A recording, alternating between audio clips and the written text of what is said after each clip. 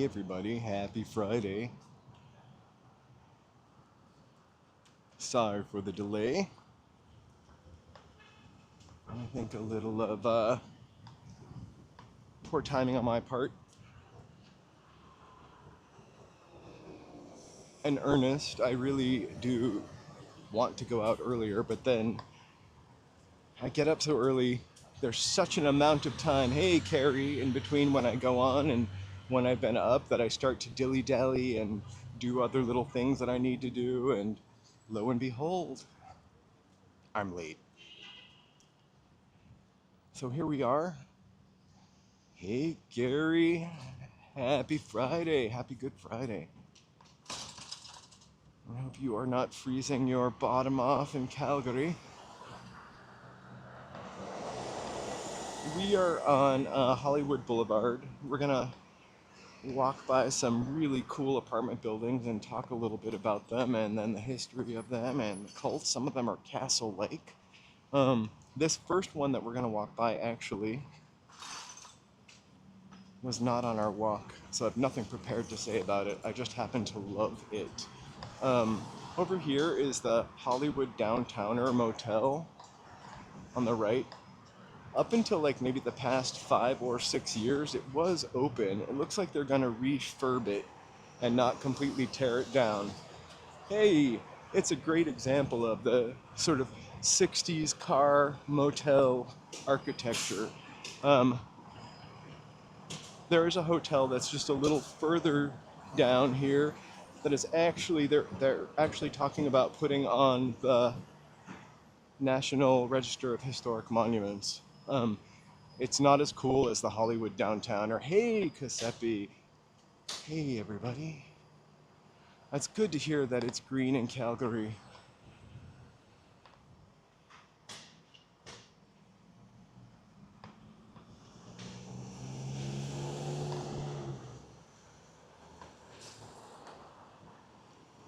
So we have a little spooky walk today, or culty walk today, and I have a little super thanks challenge there. If we hit that goal, we'll take an extra 2-mile walk. Well, it's 1.2 in one direction and 1.2 in the other direction up to the original Hollywood land gates below the Hollywood sign. And we'll talk about the cults that line that street, which is Beachwood Canyon. It is overcast. Not June gloom, because this is April. It's practically May. I kind of love that it's gray for this walk, this spooky walk. The spooky walk, which definitely falls under Los Angelophilia. I did not create a new emoji for today. I created a couple, but they looked really blobby and ugly. So we can use the flashlight.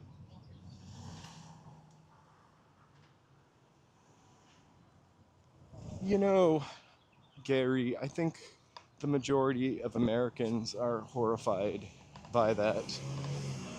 I mean, even if that majority is 51%, and I also think some of the other side is horrified by that. I feel like a partial Canadian anyway. I grew up in New Hampshire, which is full of Quebecois, and we vacation in Canada all the time.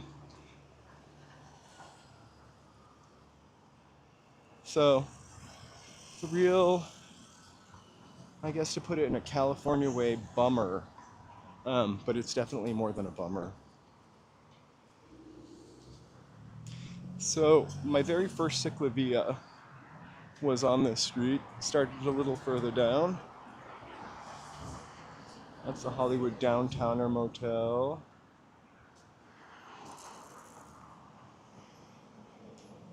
Also, Gary, like the number 2 country that watches this is Canada.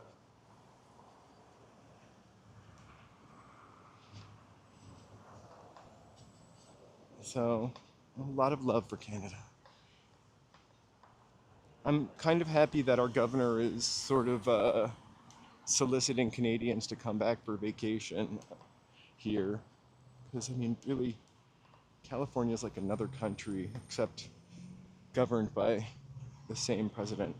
Anyway, let's not get too political. Strange days, indeed. Here's the Hollywood Seventh-day Adventist Church. I'm sure there's crazy stuff to tell you about the architecture for this. Why does it look like a boat?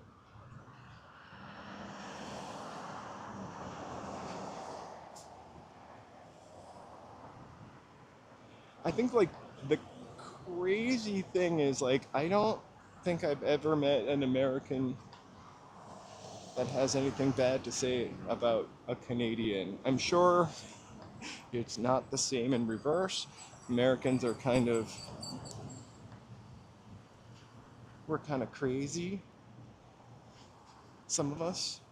Look, a sob shop. You can still get your sob fixed. I used to come here when I had a sob. Once or twice.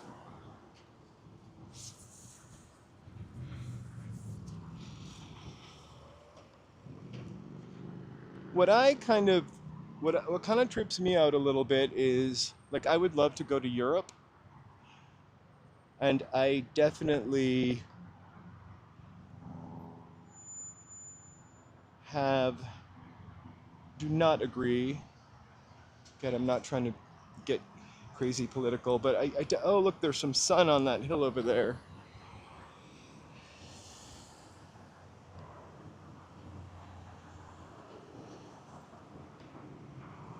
How pretty.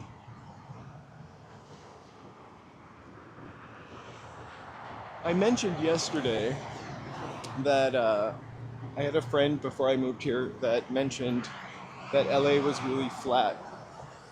And again, I prove them wrong all the time. It really looks a lot darker than it is here. I don't think it's going to rain. I have a sweater on because I'm always freezing. Here's not the original Tommy's. The sweater on because I'm always freezing. I wouldn't if I had some Tommy's chili fries. And then I brought a windbreaker. Over there on the other side of the freeway is one of the buildings we'll be talking about. Hollywood sign. I mean, they really are better connected.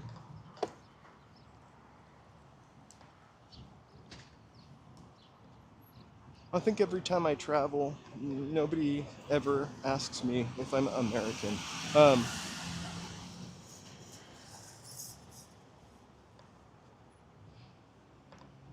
But I wouldn't want to fight about it with people, because there's a lot to be mad about.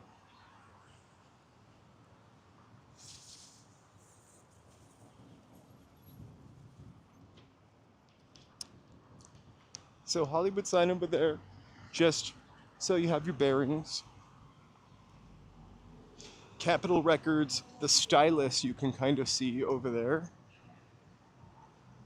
We're gonna walk more or less in between those two buildings and kind of meander through the streets up to Franklin. We're gonna be doing a crazy heartbreak hill to our first stop. But this is just an amazing apartment building that I've always aspired to live in. I was thinking on the way, there's no chance to live there anymore because it's a senior living building, but hey, I'll be a senior one day. So we're on Hollywood Boulevard, as you can see, Hollywood and Bronson. We'll be tripping up a couple blocks up because that's where Franklin is. It's just not where the walk starts.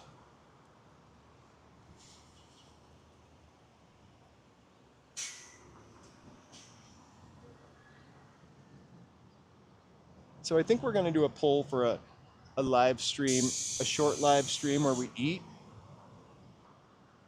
And I don't know if I can cross. I think I'll cross with this guy. No one's going to hit two people. Well, it's not true.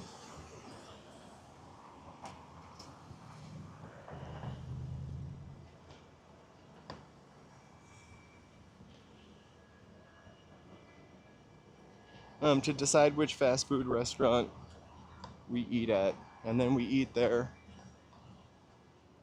for a short stream. Because, like, I feel like I would need to drive to Tommy's. Even though they do, which I found out yesterday, the original Tommy's has an area to stand in. Um, I'll still somehow end up with chili fries on my lap. And I don't really eat in the car if I can help it.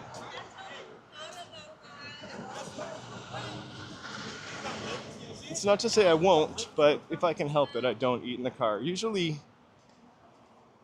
I'll have a cookie in the car. Protein cookie.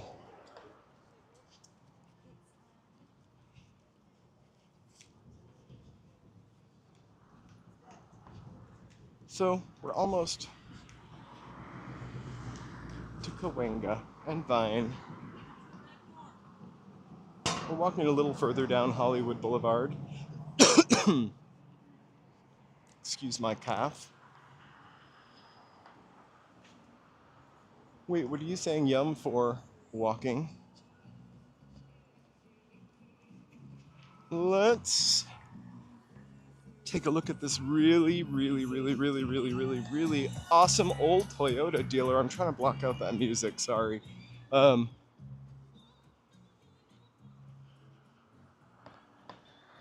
And you can use just trying to block out that music. We're just walking by Florentine Gardens, which is on the right.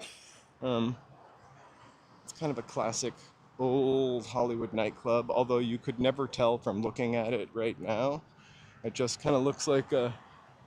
Actually, I don't want to turn around because there's some people sitting on the sidewalk, but looks like an old studio. It's got a domed top. We'll pretend we're looking at the Hollywood sign. Florentine Gardens.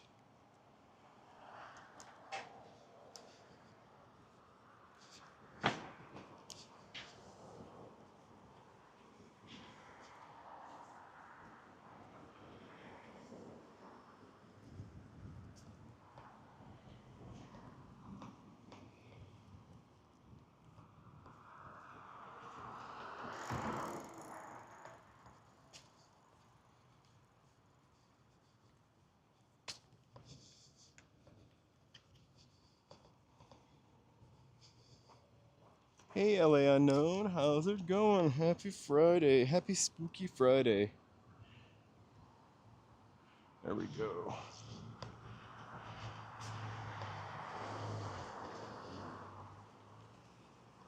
How are you guys all doing today? I started talking about myself immediately. Hope everybody is having a good Friday. I know Cecilia, you are off today.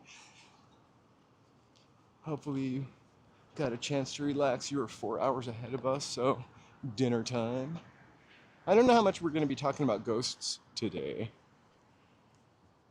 because I didn't specifically research any hauntings. So if any of you know of any hauntings here, or if I know of any, I will certainly shout them out.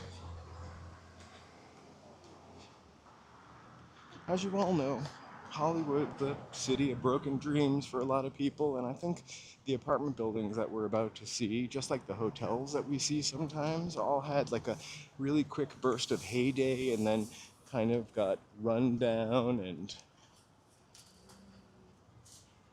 dilapidated and became sort of havens for the destitute, the desperate, kind of sad, people that didn't make it into the business. I love watching people take their picture in front of the Hollywood sign. We got a quick glimpse of hopes.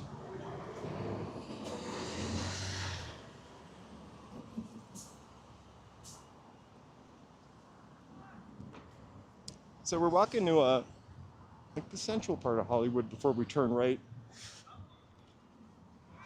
So we'll get to see some tourist action. Hopefully not too much music. I hear some music right there. Sorry, I'm trying to be funny about it. I just have to go back through and erase it later. I did a short this week and it got blocked worldwide. I had to go back and change the music, and the new music I picked kind of didn't hit the right way. So my goal, no copyright issues. No copyright issues last night, despite my hearing music playing out of somebody's car loud and clear, and I think somebody mentioning the song. I'm kind of amazed by when it doesn't catch the stuff.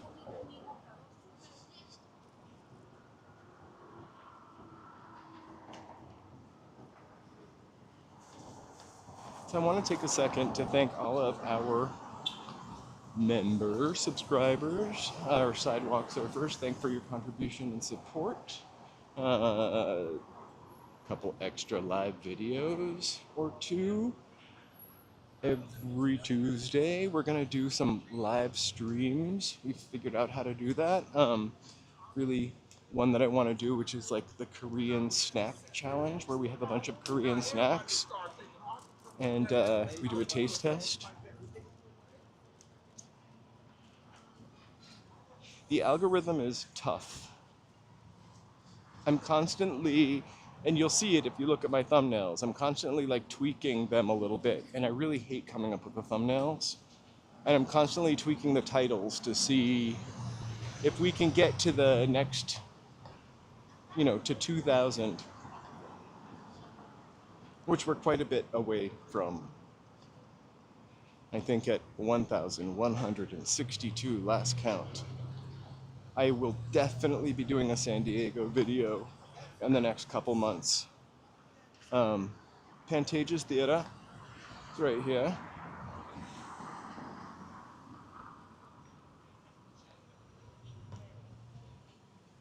San Diego is rich. Also, Los Angeles is rich. We're going to, we walk down this area so much, but we are still walking to or through streets that we never walk down. A beautiful shot.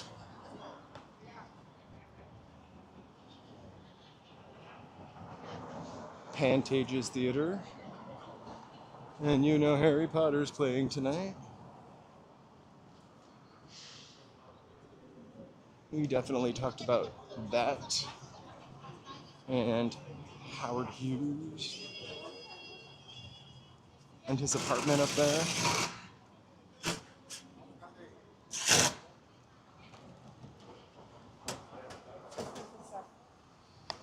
Actually, it seemed like Howard Hughes had a couple apartments on Hollywood Boulevard.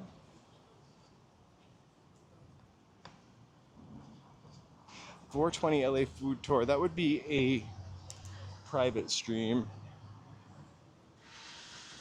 I don't want to get banned, or maybe for the Patreon, which I kind of set up a Patreon, but I think I'm like 6 months away from that.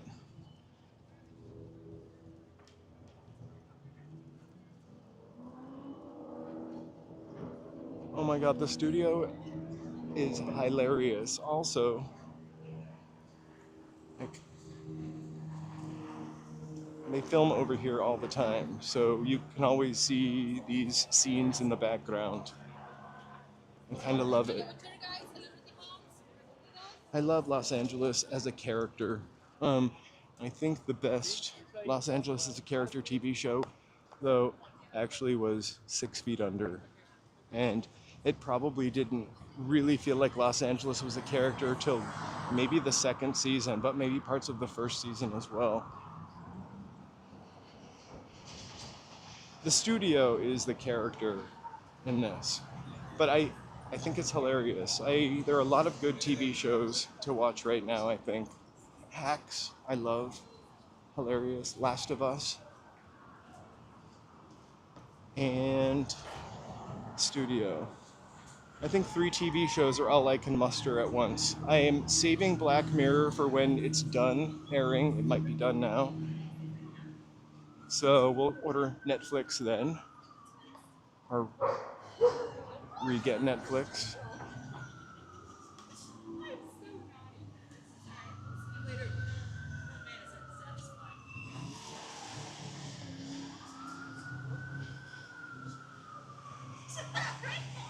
The Catherine O'Hara is in 2 of those shows.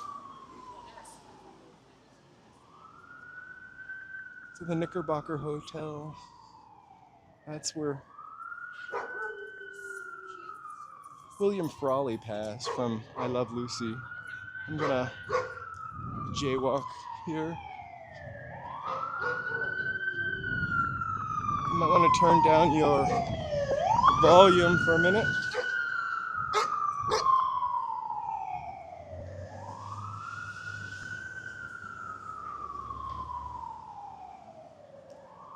Anybody watching any of those shows?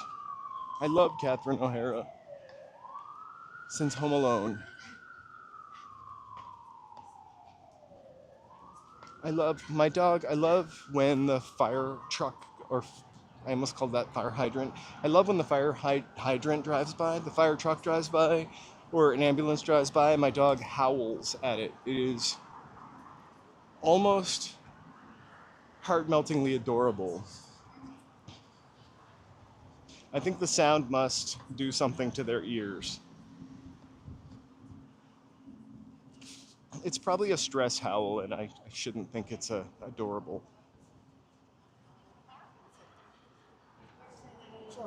Sorry.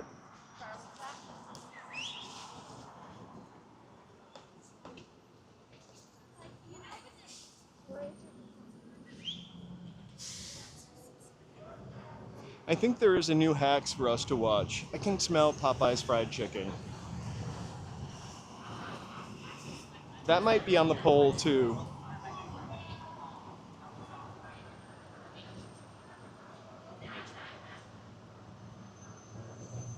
I like the story better than the game also. I hate a game where you have to like solve puzzles or clues. I can't remember why I didn't like that game, but I did not like it at all.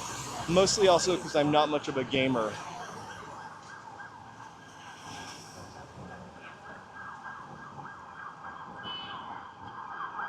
We've got some action going down, so bear with.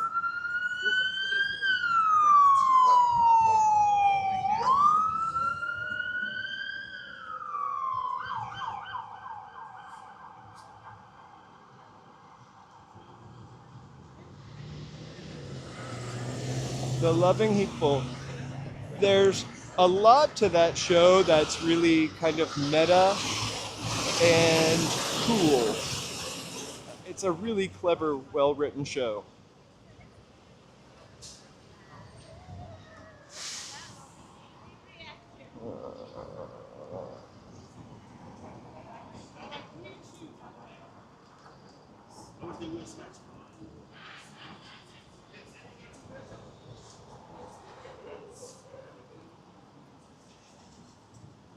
I didn't like either one of those games or Fallout, but I love the Fallout TV show.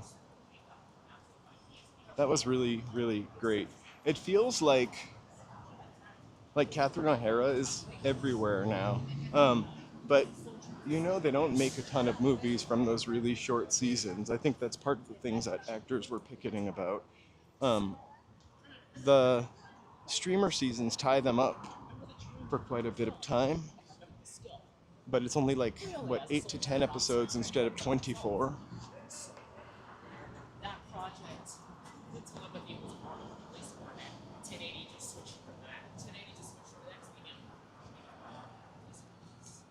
That's a big change in pay for sure. They must be filming something over here. Or doing construction. Doing construction, it looks like.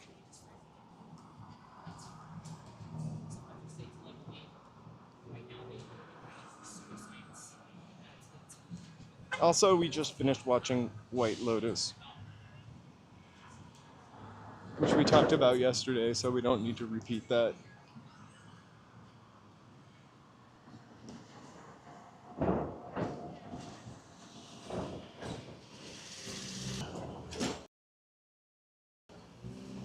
Let's see if it can focus.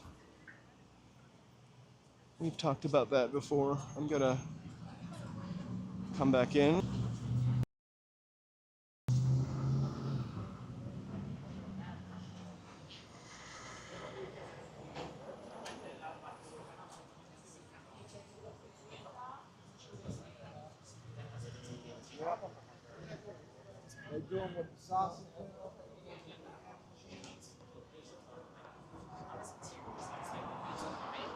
Well, I don't really know the game past the first 10 minutes, or maybe first hour, which would be first 10 minutes for anyone else.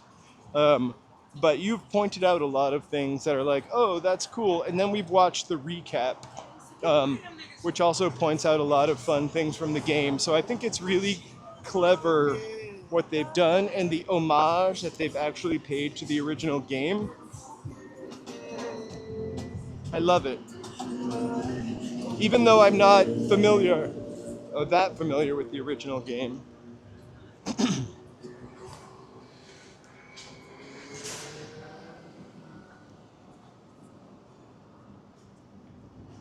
This building we've talked about before and stood in front of sweating, waiting for Mindy Kaling to get her star, which, is right there. This guy thinks I'm filming his shoes. That's pretty amazing.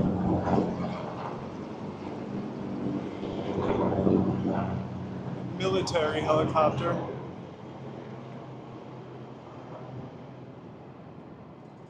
A little like 28 days later up in here.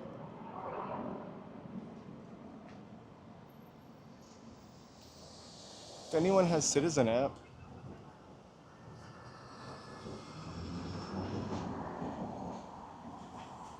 We can get close up. Nope, there's the clouds. I wish this did a better job of getting closer. If you live in LA, hearing helicopters all the time is no big deal. Military helicopters are also not a rarity.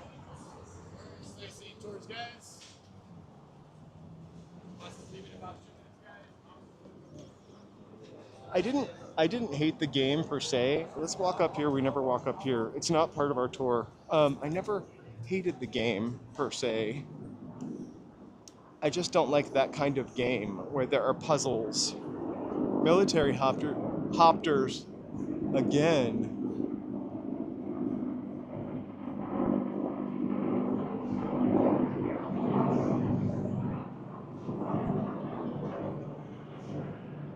Anyway, this is a really sweet little courtyard off of Hollywood Boulevard. We haven't had any rain, but we definitely need the April rain. And also November rain. Hey, if you're just hopping on, please feel free to like or subscribe. And then if you subscribe, chat. And if you don't want to chat, maybe buy some merchandise to support. We've got code pancakes. I think it takes 15% off. So continuing on with our walk, we're turning up where the Montecito building is. That's our first building on the walk and our first giant hill to walk up. So my first Brazilian butt burn of the walk.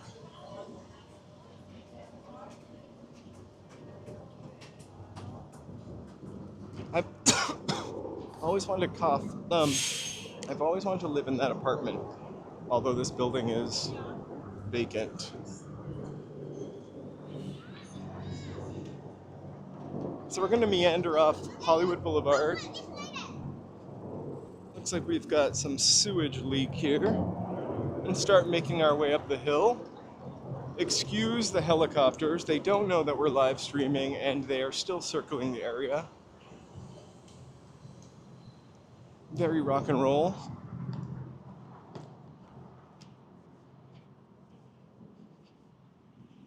So we're going to cross the Yucca corridor. pardon me, previously one of the most sort of dangerous places in Hollywood. I think I did research for a walk we did on the Yucca corridor, and it was called like a drug supermarket in the late 90s. What really made a difference in this is actually not allowing the cars to drive through on Yucca.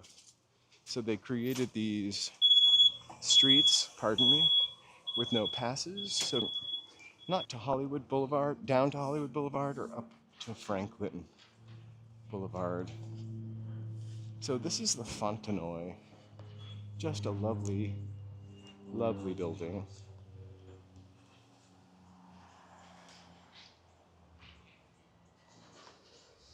I could have added this to the walk, but I didn't.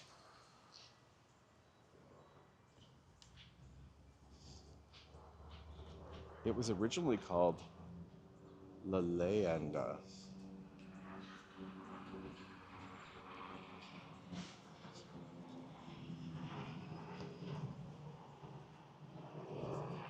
I would love this car, sorry. Really quick. How awesome is that? I would love to live in here. My one concern, not the groceries this time, is just air conditioning, because I don't actually think you can. That's not the Fontenoy, by the way. I was like, I never knew the Fontenoy was another name. This is a totally different building, the Fontenoy. Fontenoy is right here. I thought I was having like a brain fart for a minute.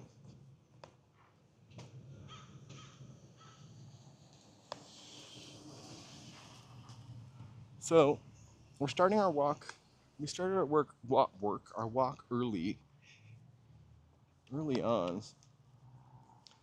So some of these buildings I did not cover, but I think it would be really cool to kind of check them out anyway.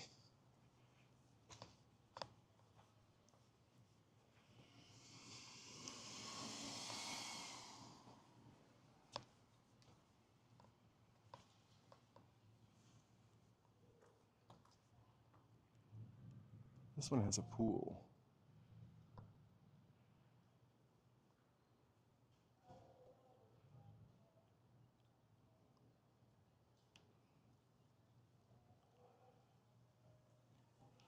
It must have been really kind of beautiful. It's a little, a little dilapidated. The Fontenoy letters are kind of fallen off. Maybe they need a t-shirt, a Fontenoy t-shirt. They have parking. Yeah, the Van Nuys Airport, I mean, miles and airplane-wise, is really not that far from here. It's like 30 miles.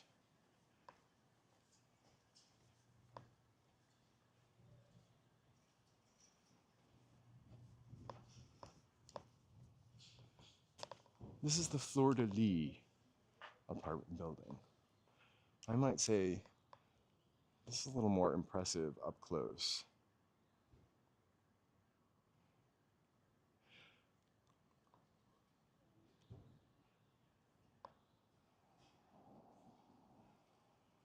Happy Good Friday. We definitely started off by wishing everyone a good Friday. I also wish you a better Saturday too. Always important.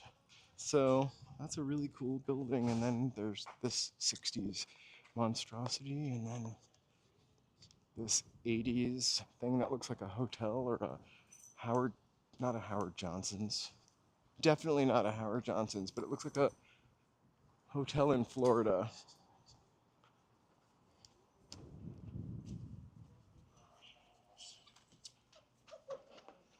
A cutie poodle, or not going to pay attention to anything, or walk in the street.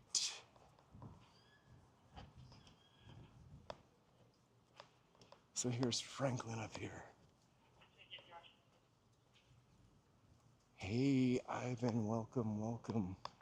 Welcome to our spooky, not so spooky, but Hollywood Forgotten Castles walk and cults.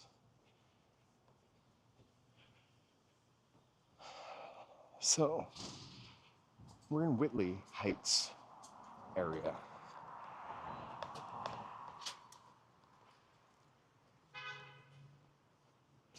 A really cool little apartment buildings built up there. All kind of Spanish-y style. And then kind of buildings like this,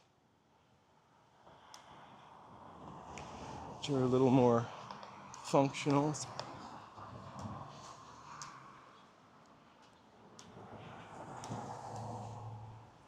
The building we want to see is right up ahead. I hope we have a good enough vantage point to actually see the sign. I kind of walked over one block to make sure.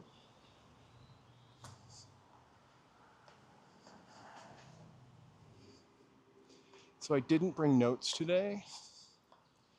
I'm using the extra phone. Not the building we're starting with yet, but equally lovely.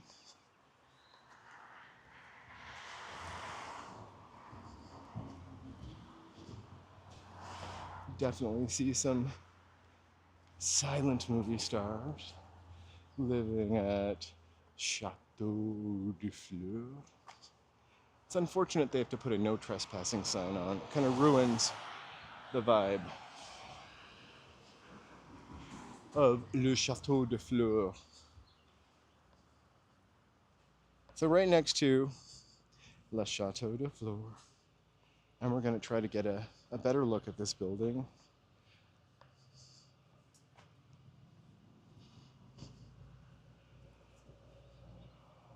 Montecito Apartments. We're going to scroll up for a second. So I have long admired this building. We're at 6650 Franklin Avenue. This one was built in 1935, Spanish colonial revival. It was like a glamorous home to stars in 1939. I think Clark Gable might have stayed here, rumored early visitor. And then I think Marion Davies also stayed here too. And then later lower tiered Hollywood hopefuls. So it kind of fell to decline by the 60s and 30s. And then this whole area during the late 60s was surveyed constantly by the LAPD, Franklin Corridor, basically for during the Manson era and post-Manson era. This is a really cult-heavy area, known for its cult recruiters post-1969. So it's connected loosely to the Manson era surveillance. No direct murders, no strong spooky vibes. Mickey Rooney recently lived here, and now it is a home for the elderly. It's a pretty cool building. I'm gonna walk down this hill a little bit so we can get it, and hopefully we can check out the front door. Although it is an elderly home now, and an ambulance there, so we want to give people their space.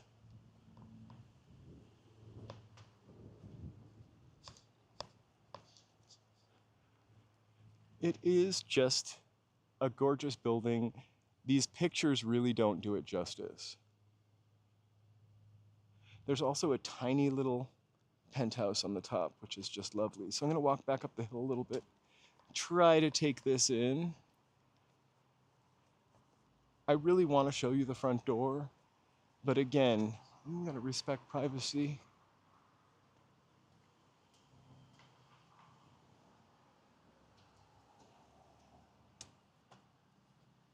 Let me turn the camera down. So that's the Montecito. We're going to now, first building on our walk, we're going to head to the other side of the 101, so we'll have a little bit of time to walk and talk. So, as I mentioned, this whole area, cult stuff going on in the 60s, Manson family in the 60s. Before that, there's cult stuff going on in this area also. In fact, I did put a little challenge up. We have an extra 1.2 mile walk at the end if we hit our super thanks goal. And we will talk more cults and see the Hollywood Land Gate, the original little real estate spot. So we're heading west on Franklin towards Beachwood.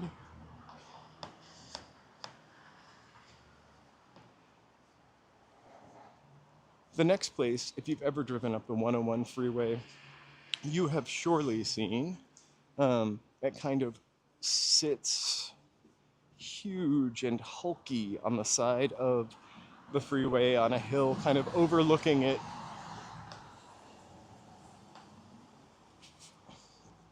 I think this one is also an old age home at this point. So this is the street we came up, Whitley. There's the Ojai. Like anybody could hear you screaming out of the car, or cares.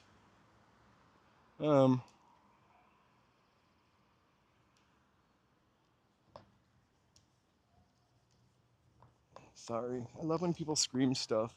I have the sound whatever on so tight that you really can't hear a lot of background noise. I'm gonna try to fix that eventually. I think I might need a microphone upgrade at some point, but people say things to me that you guys don't get to hear. That wasn't particularly jerky.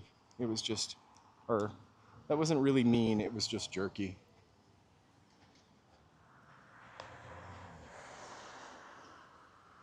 Oh no, the goal is timed out. I didn't know I only gave it 40 minutes.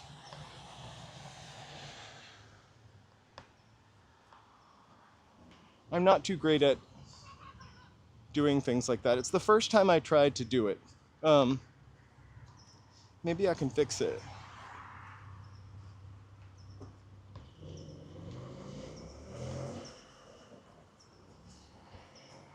Maybe I could fix it. Or Joe, are you still on? Could you fix it perhaps? I think you just have to change the time on it. I'm gonna see if I can fix it, Ricky.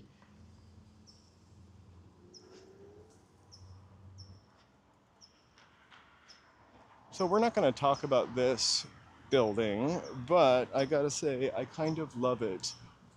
It's called Castle, and we probably should have covered it because it's a castle.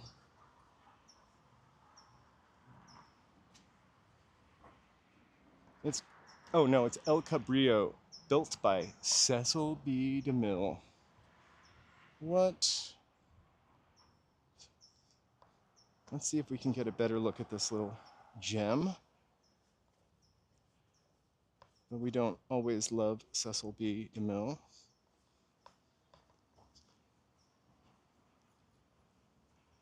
Definitely looks very 30s. All right, I'm logging in.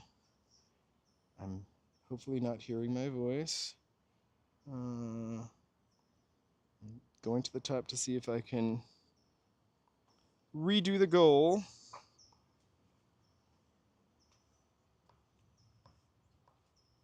I might not be able to.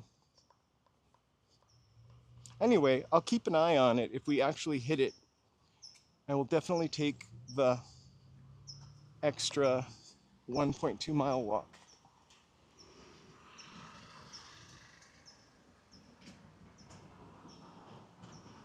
Yeah, we're a pretty new channel, so we occasionally try things that don't work.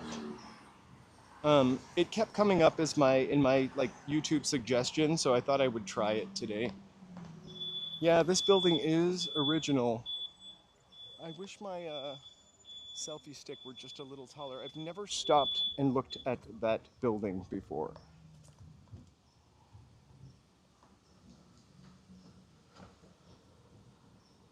And here's their rickety 1930s garage. Doesn't seem fitting. I don't think it's really for that building. Can you imagine living behind Cecil B. DeMille in an apartment? For rent, 3 bedrooms. I wonder how much, and I wonder if there's parking. 3 bedrooms, crazy.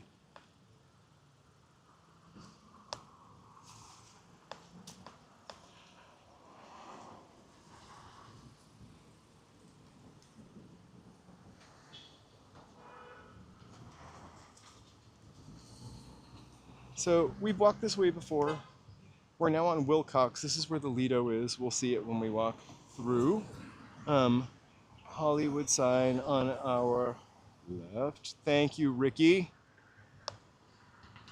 Thank you so much. Thank you for the support. Really means a lot. It really means a lot to us. We put all that stuff back into the channel. I always hate being in this intersection. So a little firework for Ricky. I can walk now.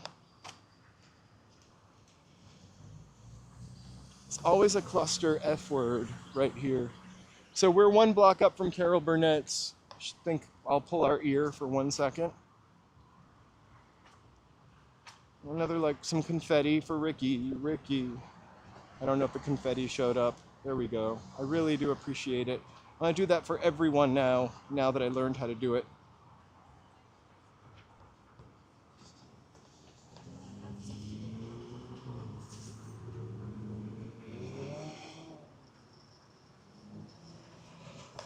So we're gonna, again, this is a little boring stretch, but we get a really cool view of the Hollywood skyline. You can see the Knickerbocker over there, the Broadway Hollywood, the back of the sign. We've got the Broadway Hollywood t-shirt in our store, as well as a card, if you still write. Thank you, Cecilia. Let's get you some confetti and fireworks. I see my shadow all of a sudden. That means the sweater might come off.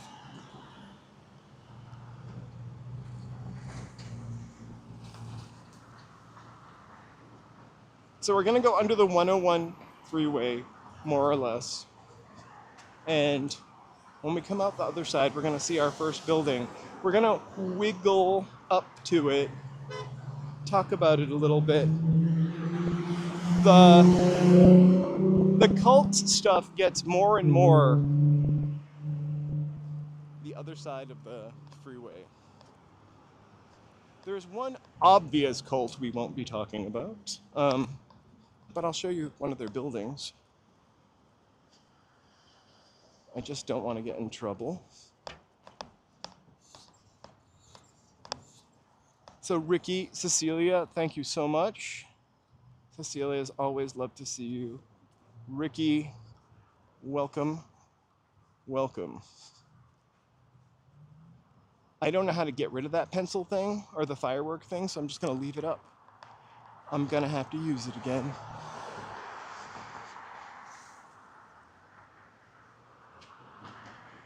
I feel like I read something about this building.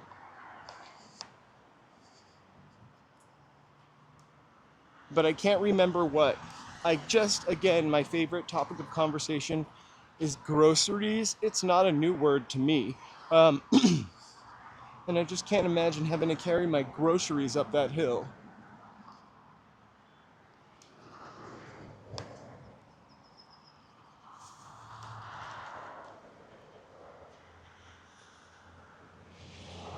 That building is called the Alto Lido.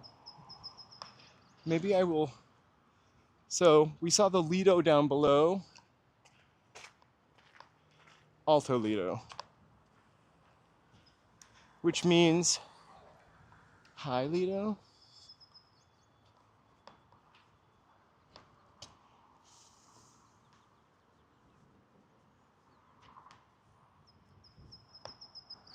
Hey, BD, we've got some fireworks for you. Confetti. BD, Ricky, Cecilia, thank you so much for the super thanks. You guys are the best. Again, I'm running up a hill, running out of breath.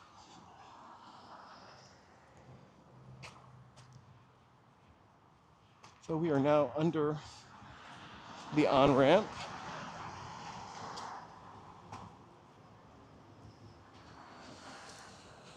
Making our way back to the freeway the best way we can. Gonna hold for 1 second. So here's our kind of Cahuenga view.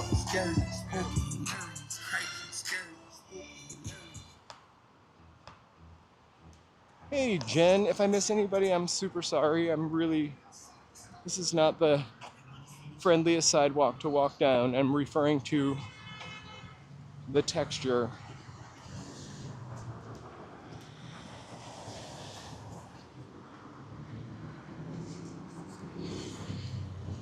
So we have kind of made a circle.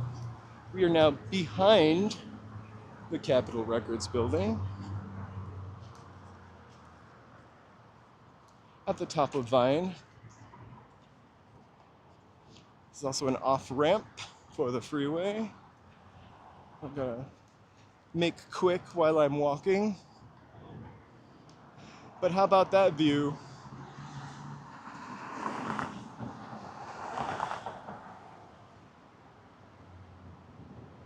Pretty awesome.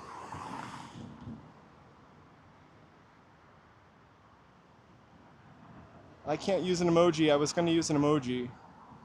I thought I would be an emoji.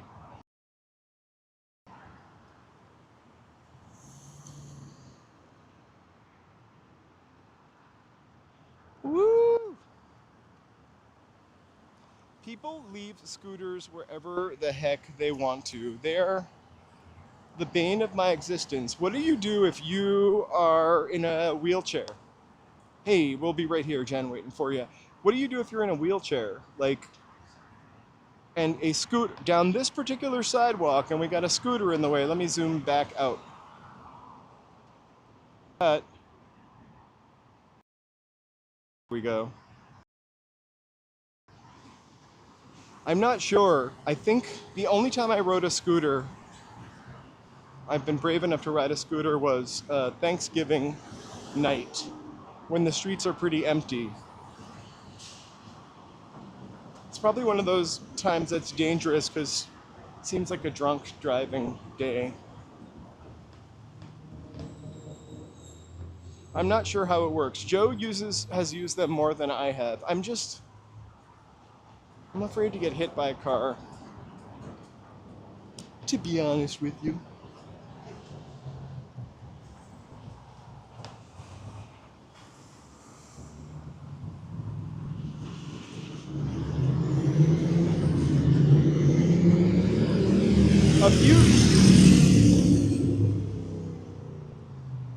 So Castle Argyle is right on our left. That's the next building we're going to walk onto. I've got to do a couple of crosses to get there. Hopefully this light stays walking. And the little walking man is usually on my side.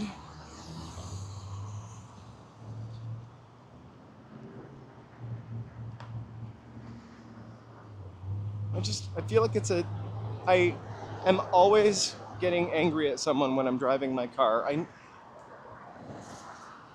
I think less now that I usually don't have places to be, as like I'm not trying to get to work. Oh my gosh. I think the worst thing that's gonna happen to me, touch wood, is that I'm gonna rip my shin open bumping into something. When we get a little closer in a couple months, maybe I'll do some shin shots to show you what I've been walking into. I'm not really sure if I can walk right now, but I'm gonna do it. Hopefully we'll not get hit by a car.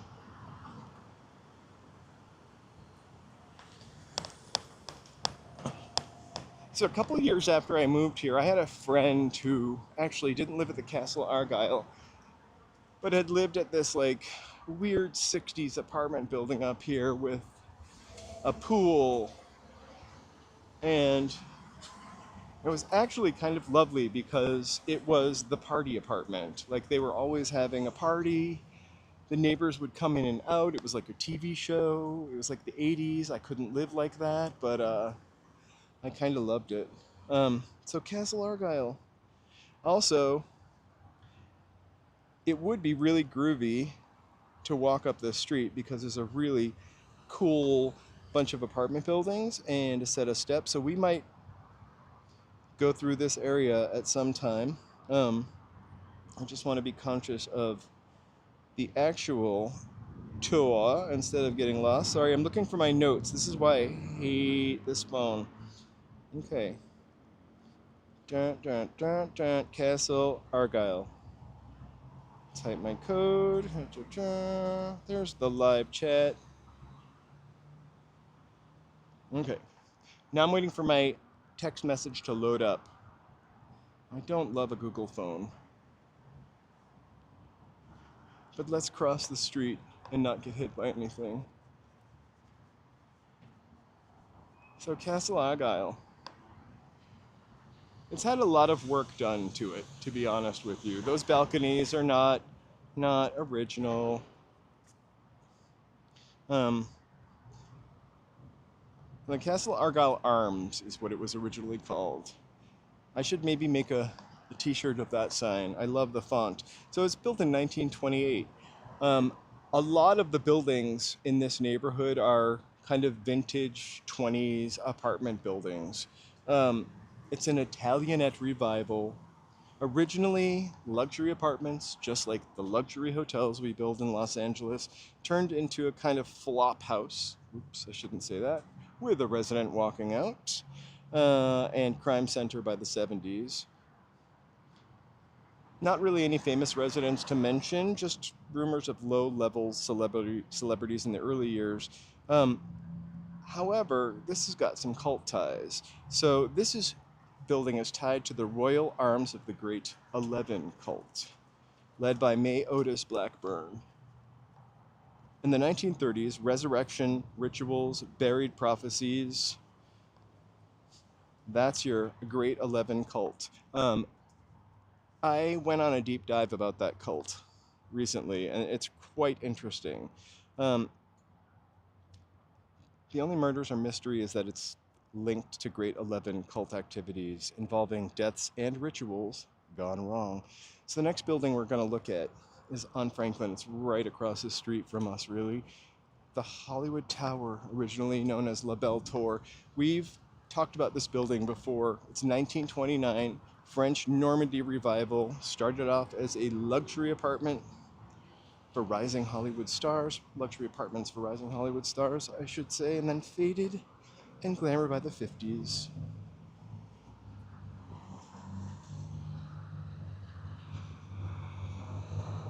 There's your 101 freeway. Hello, hello, Ty. And I apologize if I missed anyone. We are doing a cult tour. We've really only talked about Manson a little bit. We are walking towards Western, for sure. We've only really talked about Manson and the Great 11 cult, led by May Otis, which has a lot of ties to this building. Resurrections, Murders, buried prophecies.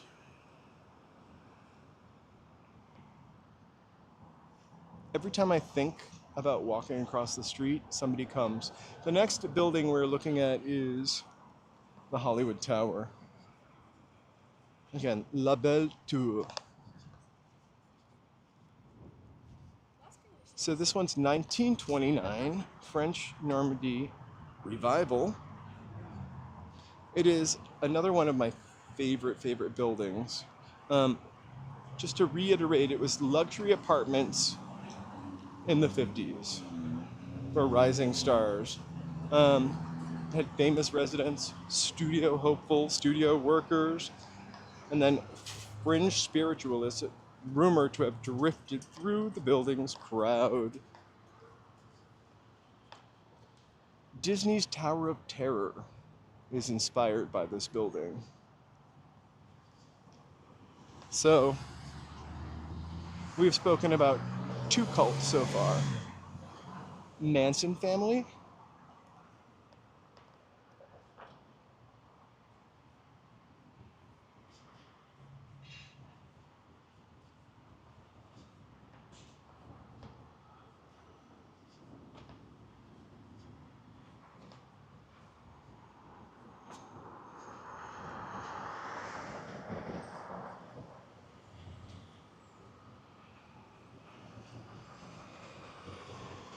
Sorry, we've talked about 2 cults so far. Manson family and the Great 11. Coming up next, though, is the Celebrity Center. Hey, Joey B, happy Friday. So the Franklin Corridor, that's where we are now. A dilapidated area in the 60s and 70s. I wish I had bought a spot then, but I wasn't alive.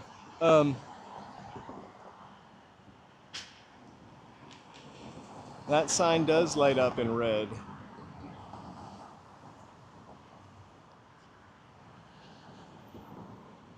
And so just a lot of weird stuff was happening in LA in the 70s, 60s, and 80s.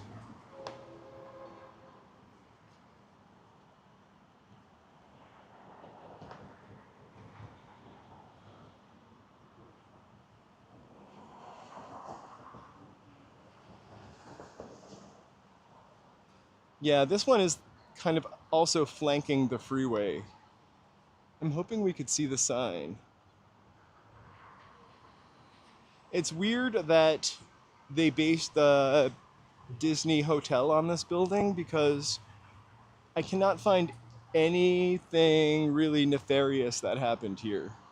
There was, when we did this walk before, there was like a ghost story about a man who kind of was dressed 40s style, sitting, looking out the window in a hat, and he would disappear as you got closer.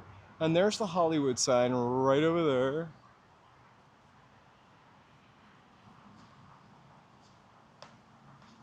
Yeah, so I'm sure there are rentals. So there's the old building, and then this is LaBelle. It's Patti LaBelle's building at Hollywood Towers. I'm kidding about it being Patti LaBelle's building. But wouldn't that be cool?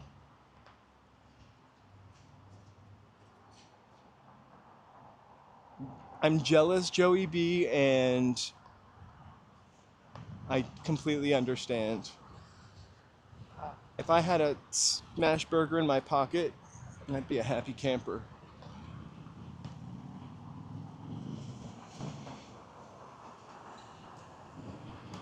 You know, and to be honest with you, the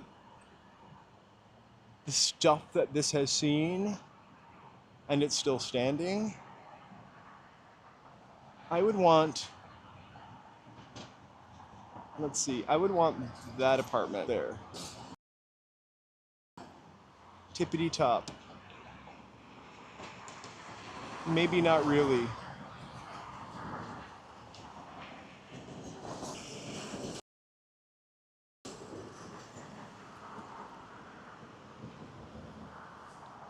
So this is the modern version. It was Disney's haunted hotel in their park for a while. I don't know what they changed that ride into. And so this is the modern take on it. This looks a little more Beverly Hills. It's crazy that this property became dilapidated and run down in the 60s, or whenever it became run down, 70s. Like, I can't imagine not wanting to treasure that building, but we talk about this a lot when we talk about architecture, is styles change, and then people look at those buildings like, I don't want to live in an old-fashioned building. I do, except I gotta be able to have air conditioner and parking. Also a balcony. And a walk-in closet. Just kidding. They definitely have less character. I remembered some house that I rented here, or apartment that I rented here, was like 20s.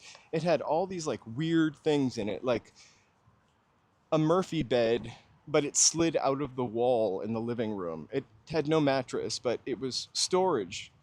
But it had springs, like you could throw a mattress on it. I had an apartment with a pop-out ironing board, with a telephone place so you could sit and talk on your phone. I love that kind of thoughtful stuff. I don't like the wall notch that we see a lot. It's sort of like a box in the wall.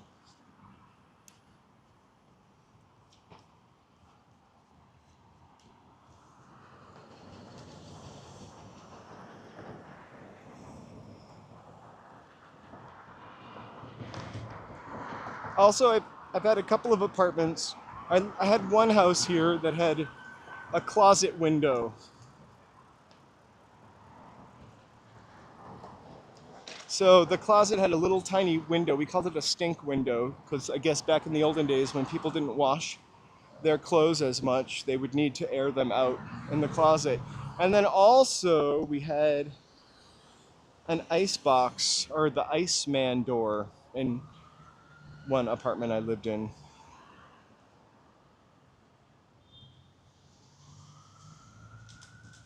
All right, on with our cults. That's just a really cool building. I think it's freshly painted.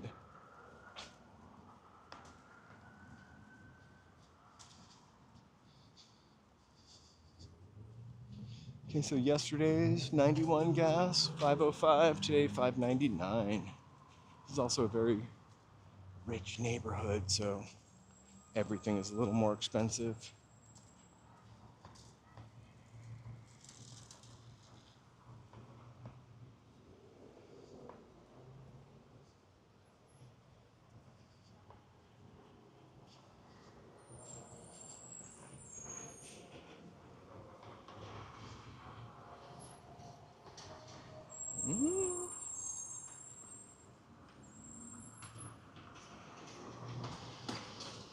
Alright, I'm just really hoping I haven't missed anything.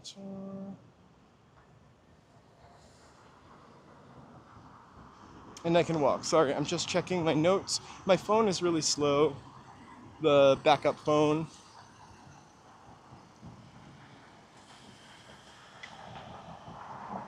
Thanks, Joey B. We are really close to walking up Beachwood. I mean, we will probably do it anyway. So we're looking for Vista Del Mar.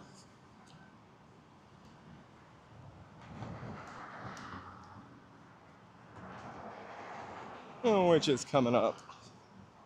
So I was fortunate enough to see this building when they were renovating the hallway, and I popped in and took some pictures. They just restored it beautifully. Oh, thank you so much, BD, Cecilia, Joey B, everybody. I really appreciate that. Let me get some fireworks up in here. That's not how I do it, but this is. I almost ended the stream. Wouldn't that be hilarious? Thanks, guys. Bye. Woo, Joey BBD, Cecilia and Rich. Confetti, fireworks. You know it means a lot to us. We cannot thank you enough.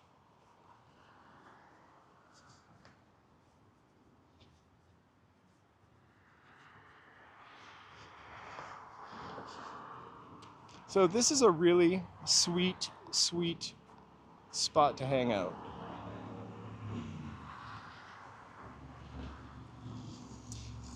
I'm gonna add some more of those fun things. This little block is a really sweet spot to hang out. So we are just before Bronson, which we've walked down before. Usually Bronson and Gower we're walking down. So this building. Just so cool.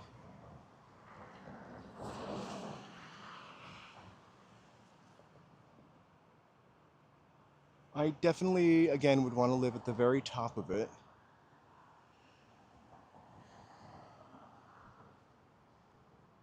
Even though I'm afraid of heights.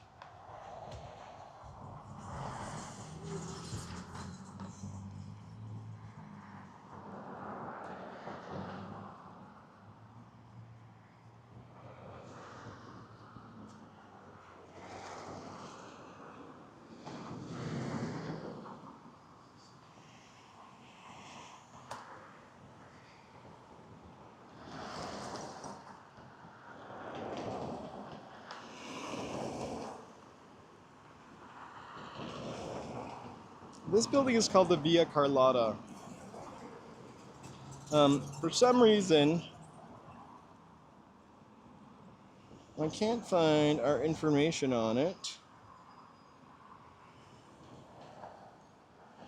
So enjoy it, Villa Carlotta. You'll never know anything spooky about it. Or will you?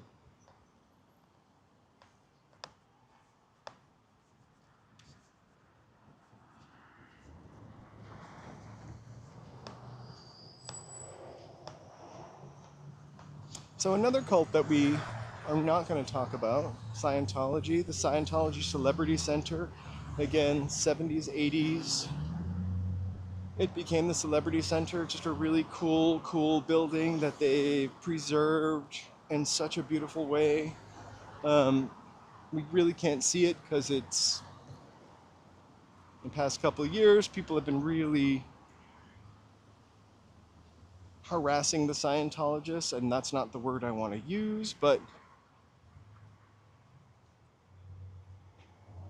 you know, calling them out, I think, is what I might like to say.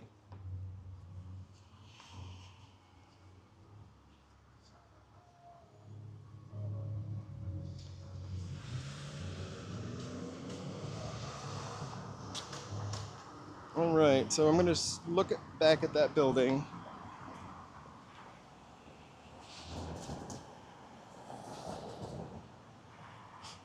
Just incredible.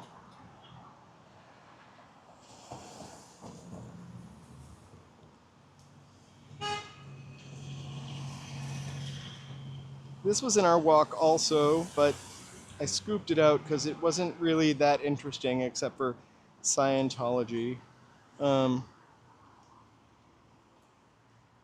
We're going to cross and walk back to Villa Carlotta, which again is not on our walk, but it's worth seeing.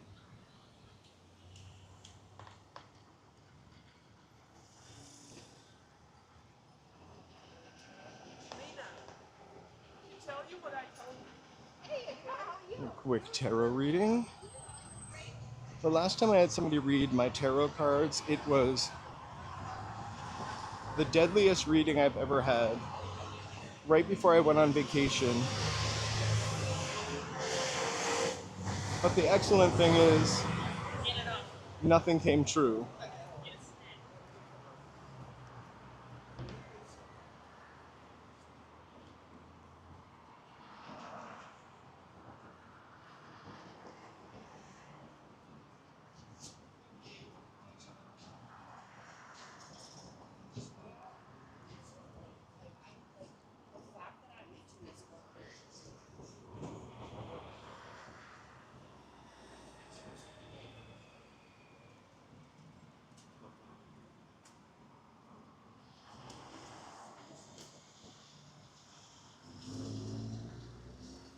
So there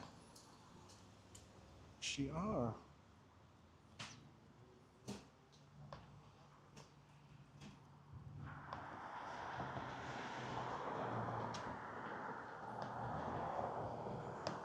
Dreams are pretty crazy. So here's Villa Carlotta. It was built in 1926. And it shows. I mean, just the lovely attention to details. Another time, for sure. It's Spanish colonial revival Gothic, obviously. Um, it started off as high-class apartments for stars and slid into bohemian housing by the 1960s. Edward G. Robinson and Marion Davies lived here. Marion Davies was linked to who? William Randolph Hearst. Sorry, it took me a second. Hey, Allie. It's been a cloudy week for seasonal depressive disorder.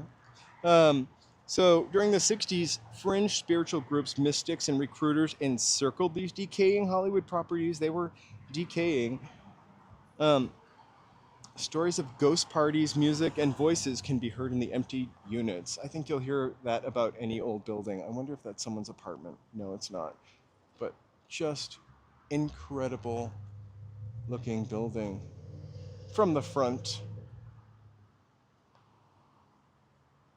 And a great, great neighborhood. So, the Scientology building, we can't really get any closer to, but I do want to just talk about that a little bit. Maybe just the architectural aspect of it and its sort of importance to the neighborhood. There it is right in front of us. We actually could get closer. Um,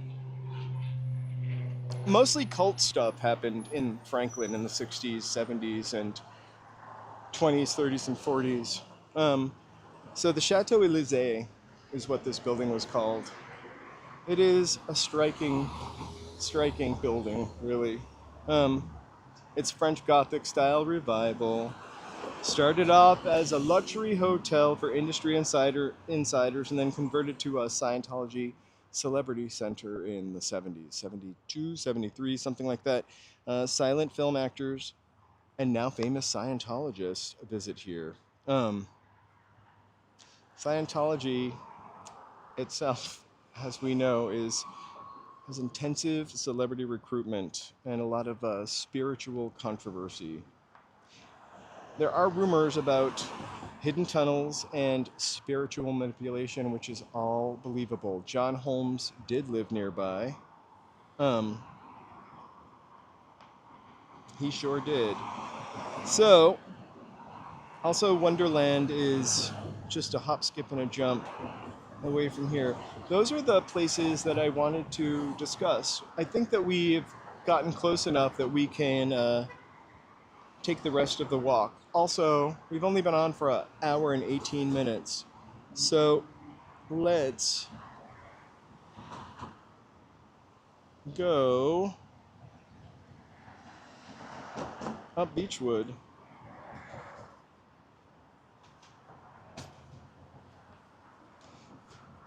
So Beachwood, despite the Carpenter song, and I forgot who originally sang that song. Beachwood 4, 5, 7, 8, 9. It's a classic. Beachwood is a hoity-toity street, but it has a lot of culty stuff on that street. The first place we're gonna go is the Besant Lodge, which is at 2560 Beachwood Avenue. So this is Villa Carlotta we're still looking at. How amazing. I just love the windows. I even kind of like this. Looks very 30s. This looks nifty.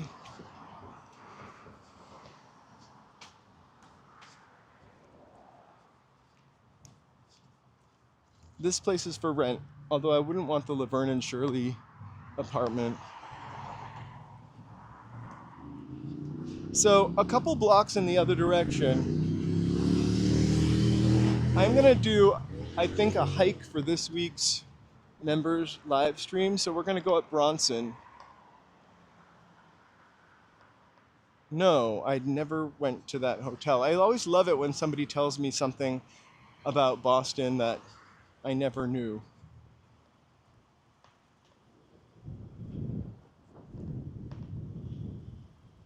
They have some beautiful schools here from the 20s, 30s, 40s, and 50s. I think schools started getting ugly in the 60s and 70s.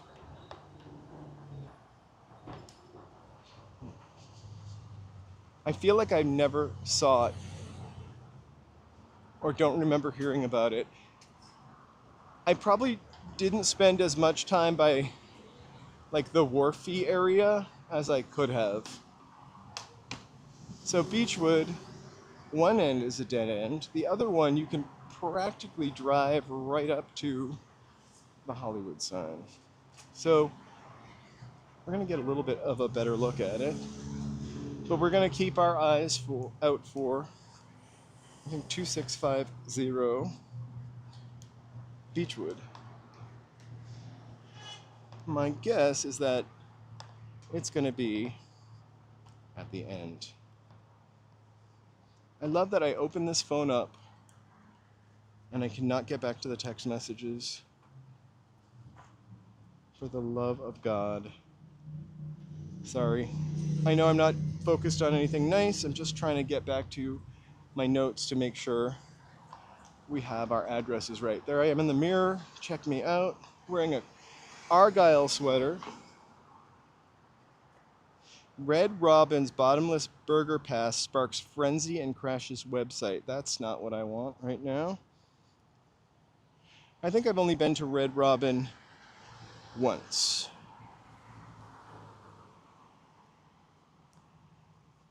I've got my eyes peeled for the building that we're looking for, though. So, 2560. We're only at 1919.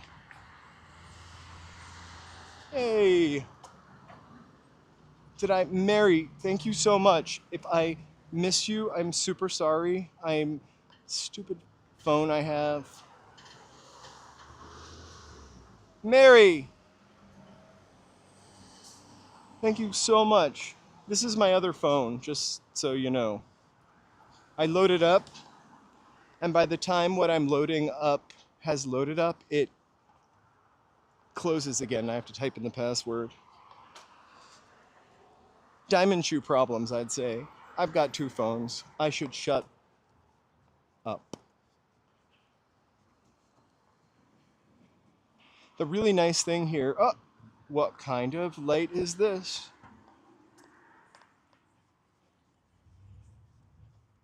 Anybody, BD, can you name this light fixture? From our light fixture lesson. I'm not sure what's for dinner yet. Look at this little 1970s thing. I've left Joe alone for today. Again, he's been prepping up a storm for his show. And he was gonna come on the walk. He wasn't gonna come on the walk. And we haven't decided where we're gonna eat yet. Or what we're gonna eat yet. Whenever this weather, like, I'm not on a diet or anything. I do kind of watch what I eat in a way. And so I try not to have pasta every day. I have it once a week probably. But I really want macaroni and cheese. Last night for dinner we had a really excellent bowl with millet, some mirepoix, some pickled radishes, I think, and some chicken. And then a little dressing. I could have done without the chicken. So the other phone I have, it doesn't have a hotspot. It's like a Nokia phone from 1999. Again, I'm super blessed to have it, and I don't want to sound ungrateful. But it's slow. It's like a dial-up modem. Here's the Regency East. I wanted to stop and talk about the Regency East for a moment. I'm kidding.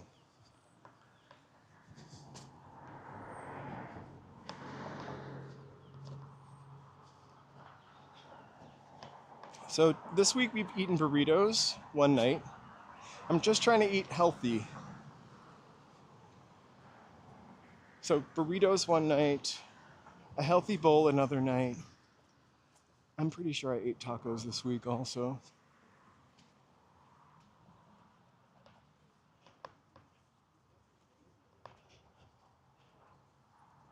This is Veneta Beachwood. It's got a plaque. Huge 1 and 2 bedrooms. This is not on our tour, but let's see. Oh, oh. It was introduced by Charlie Chaplin and Max Sennett. Built in 1927.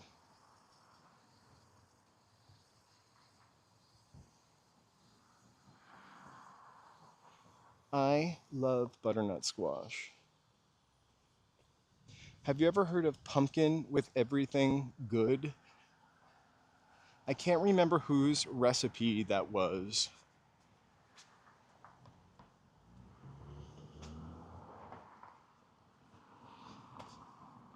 But it's like you cut off the top of a pumpkin, you carve it out, not carve it out like a face, but you like scoop it out and then you fill it with like cheese and bread and bacon and onions, and then you bake it in the oven, and then you just eat the pumpkin like a bread bowl.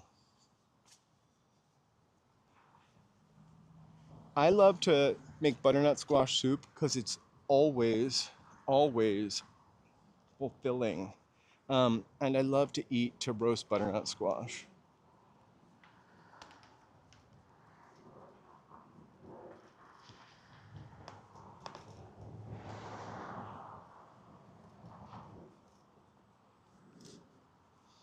So we are keeping our eyes peeled for 2590 Beachwood Drive. I feel like, ooh, I love a house like this. Sort of all hidden in there, tucked away.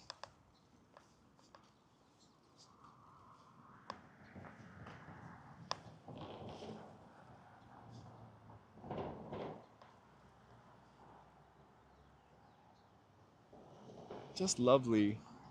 We'll do my signal is so good here. I did check, knock on wood. I did check before I came. So it might be worth walking up some of these streets because I love the little hill houses.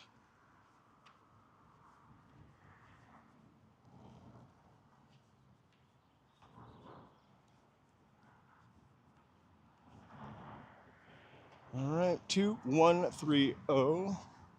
I can walk a little faster.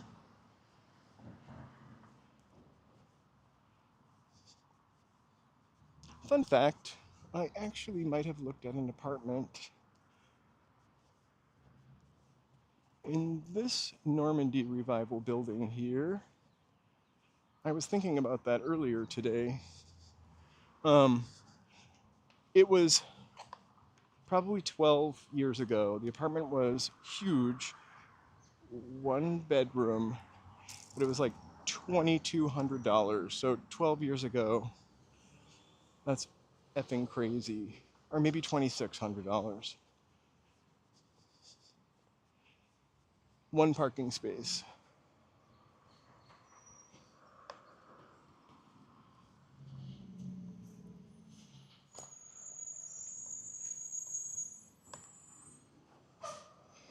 Also, I think the courtyard or like the outdoor space was shared and right outside of the apartment window. I really don't like looking out the window and seeing people talking. I like my privacy.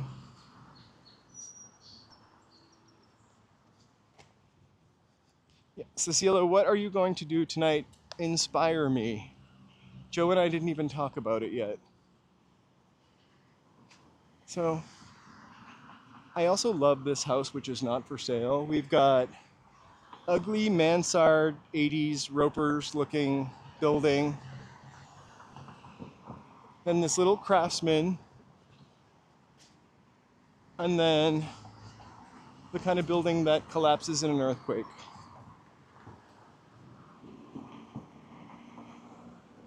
I wish you could see it better.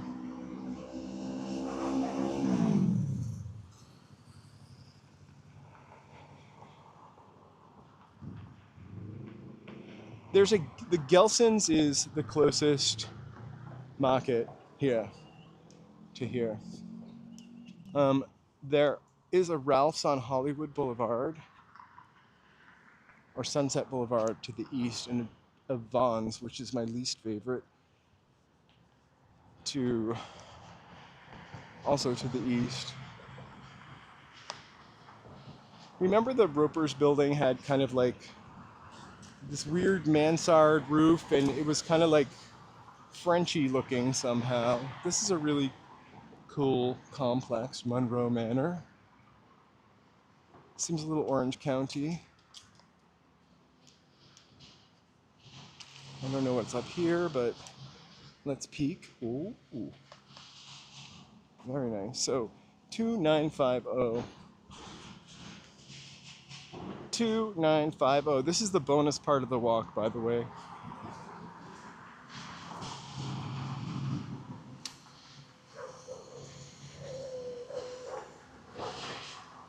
I can't believe these dogs are not on leashes, and only because they could easily drive across the street.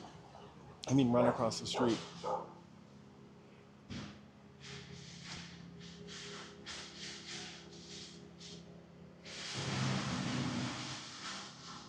I love Chicago.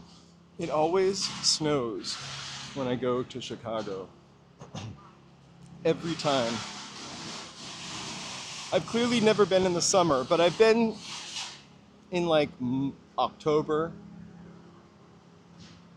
What an awesome, awesome building.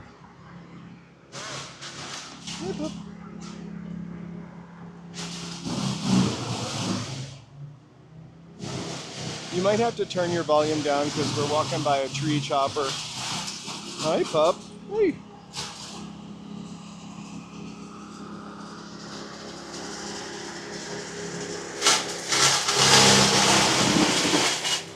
It's like one of those final destination moments.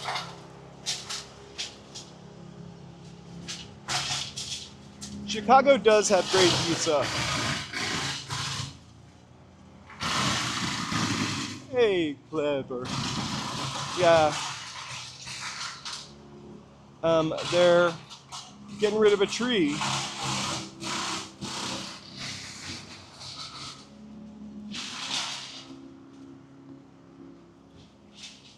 So look at these lovely people. They went up to go see the Hollywood sign on their tour. Hopefully, we got some Canadians there.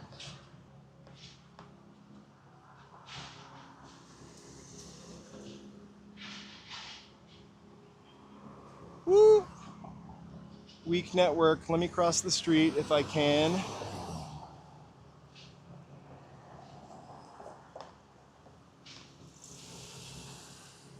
I love Sprouts.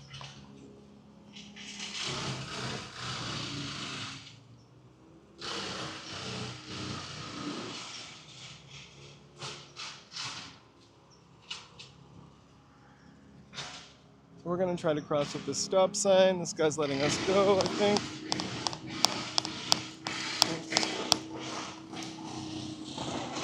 And we got 800. All right.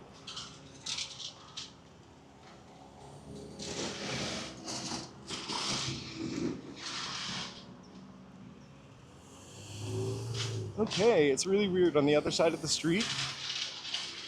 And I mapped this area out. It like drops, and then the signal that is, then it picks up over here. Oh, it's very bright, very, I kind of love it because it's a really old building and that really kind of refreshes it, but helps it maintain its sort of retro vibe.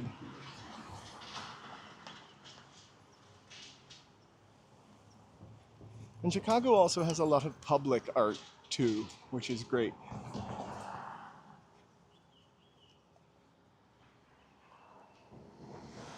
Living in the hills. Got a straight ahead Hollywood sign.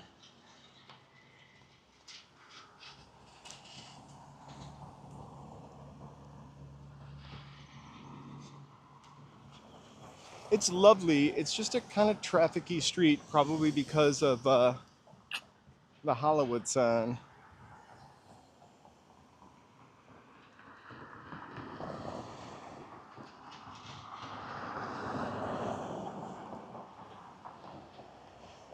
Look at this little complex.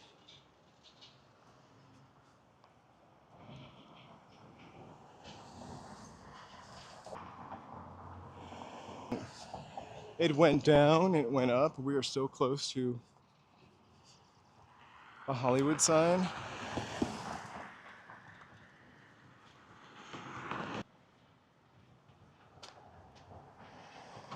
When I went to Chicago, I stayed in Oak Park.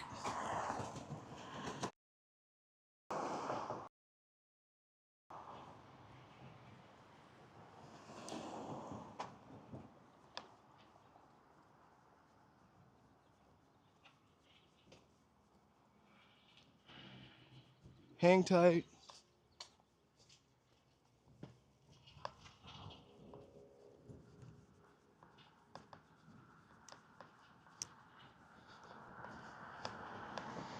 I can't really tell if it's crashing or not.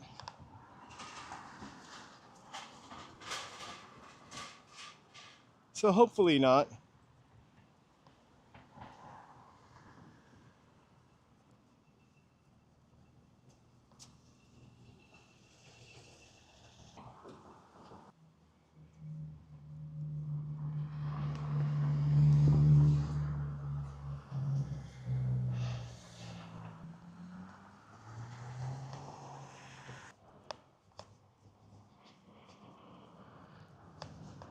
Hey, sorry about that. The closer I get, the worse the signal is. I don't think we can make it all the way to the sign. But let's walk a little more to make it up for you. I will do a members video. Excited to walk up there. We're gonna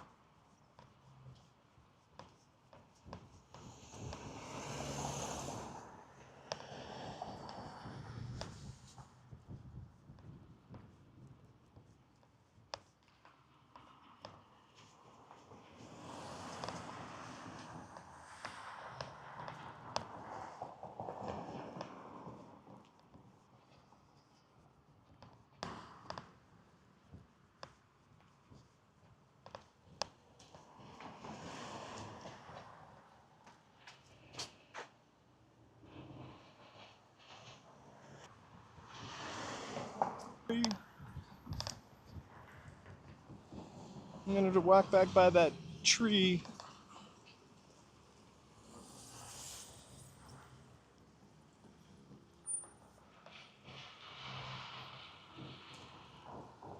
That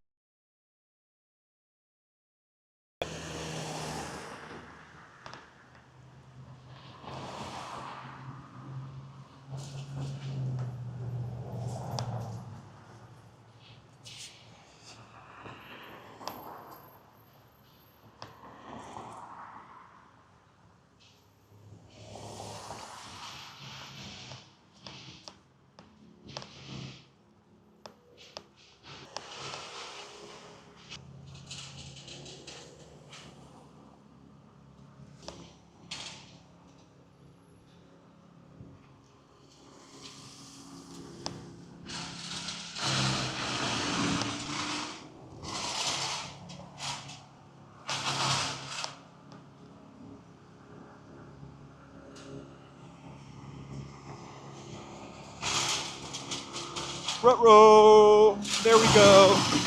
Just in time for you to turn your volume down. Sorry.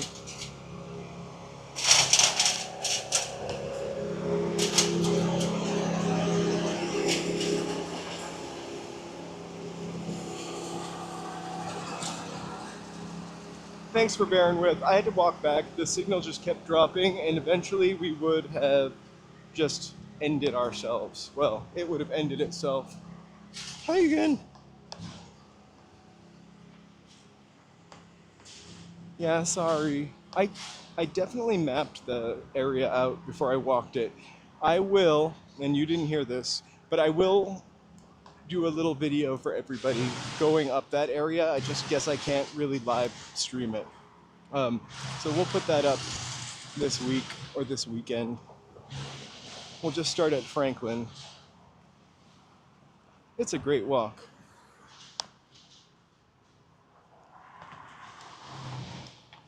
But don't worry, we're gonna walk and make it up to you. So that's supposed to be an added 2.4 miles. Let's walk another 2 miles and see what we see and chat what we chat about. So that whole area, this whole street actually, once we get up to 2950, is really a hotbed of cult activity and supposed portals, whatever that means. So there was a woman named Annie Besant, and she had a spiritual movement colony. It was theosophical, mystical, spiritual experiments, murders and mystery, deep connection to psychic training rituals, kind of like Scientology. So we were going to look at that. Also a building called Moorcrest, which was built in 1921. It's Moorish revival style, and I think we actually saw it up on the hill. And that was designed for the Crotona colony mystic Maria Rusak. It was later owned by Charlie Chaplin and Mary Astor.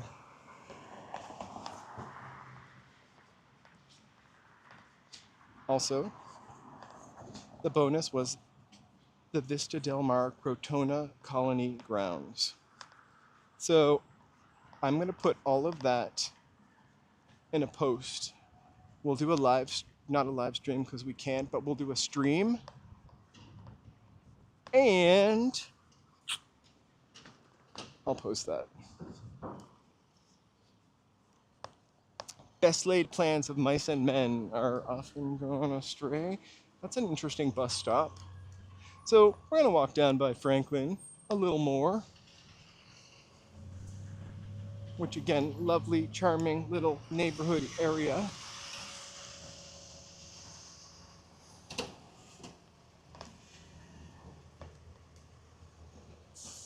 I would love to go to where they filmed Poltergeist. Like that idea, that house in the 80s, I thought was so cool because it was modern.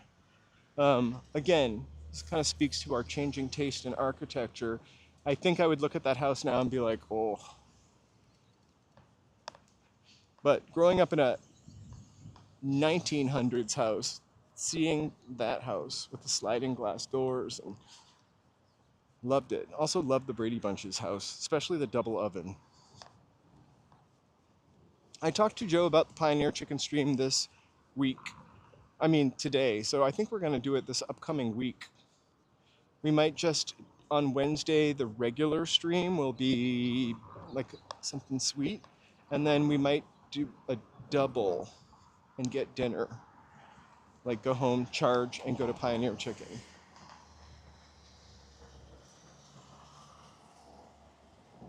Hey, Simply Sonora. Look at this just cute little street, which is a dead end, which means, on a live end, I mean, which means it's quiet.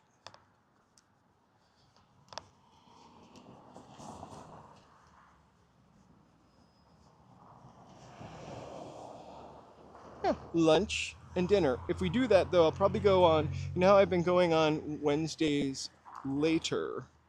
I'd probably just go do something in the early afternoon. This way, when Joe is done work, we could go to Pioneer Chicken. We are still on Beachwood. So Beachwood leads to the Hollywood sign. Also to the Hollywood, like real estate original thing, which is where we were going to walk to and turn around. It's like the little village in Hollywood. But my signal just kept dying. So I'm gonna just tape that and post it, or record that and post it. The crazy thing is, Cecilia, it's a lot of people have mentioned Pioneer Chicken, and I feel like I better eat it before it's gone. I mean, I remember seeing a Pioneer Chicken somewhere. I now to know that there are only 2 left, and it got good Yelp reviews. So somebody posted it's on Boyle Heights in Whittier. I kept saying it was in Whittier, but there are 2 locations. Maybe one is also in Duarte or Whittier. We'll be driving. Mulholland Drive is other side of the freeway. So we kind of went on Mulholland Drive for the very first ride that we took in the car, part 1. I want to do that again with the 4K camera out the sunroof.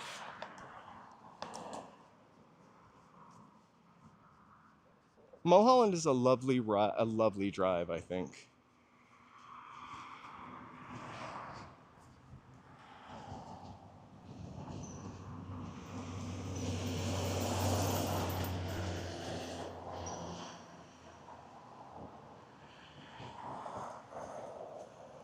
Ah, that's awesome.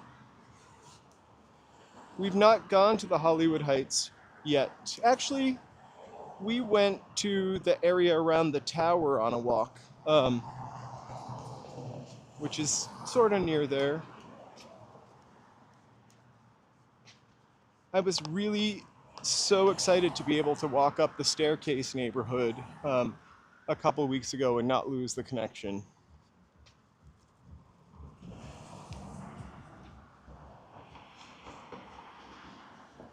Here's the Hawaiian Palms. I really love the signs. So when the sidewalks are narrow, we're in an area that probably is a little run down, or like the wider sidewalks are in nicer neighborhoods that were maybe like nice in the early part of the 21st century. But like this is like a 1920s neighborhood, so it has super tiny sidewalks.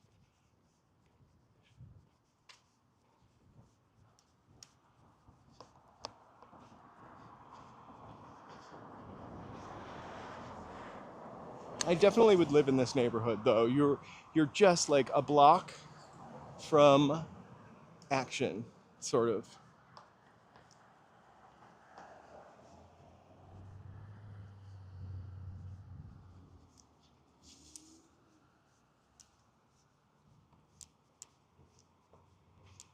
The sidewalks in my neighborhood, I don't know when I started to notice this, but I look down a lot, except for when I'm live streaming. The sidewalks in my neighborhood are stamped with the people who laid them. Some of them have dates. There is one in my neighborhood that's a little side street, and it has this little wooden, almost mini Victorian-esque house. It's a definitely anomaly in my neighborhood. And then it has a sidewalk stamp that's dated 1914. So all the sidewalks on that street and in that neighborhood are like 1914, 1924. That's when the last time they were worked on, except for where they put like handicapped ramps. And I suspect that these are like 50s sidewalks, because that's when this area was peaking.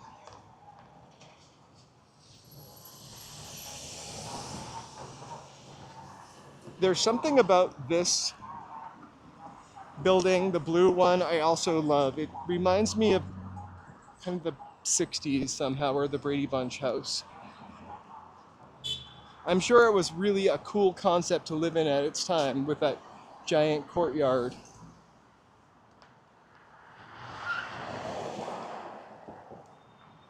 I sometimes think about all the people that have passed through, or even like all the people that have lived in my apartment, and sometimes when I'm listening to like, I don't know, a song from 50, 60, 70, 20 years ago, I wonder if anybody else listened to this song in this apartment.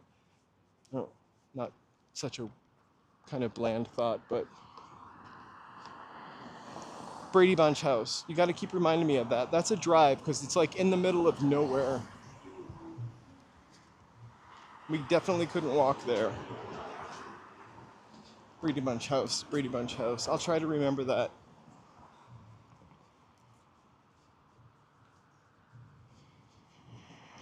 I can make that a jazzy video if I do it as a members one, because I can use the Brady Bunch theme song, right? They redid the inside of the Brady Bunch house to make it authentic. I've seen it maybe twice or three times.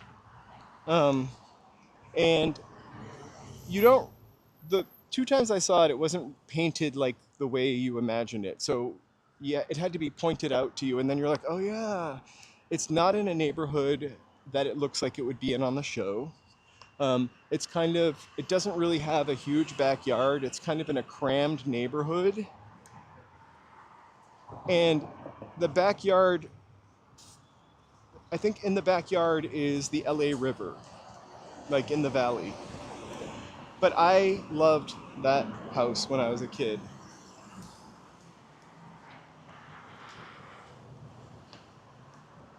It's on the opposite side of the freeway of Universal Studios.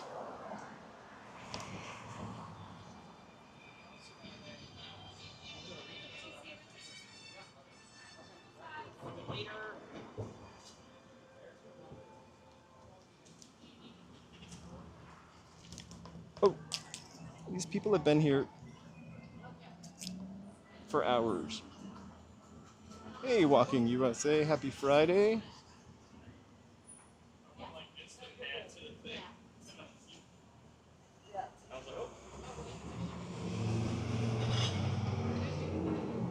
I'm making a TikTok.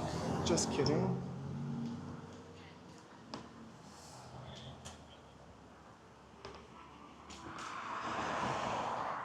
Oh, happy Friday.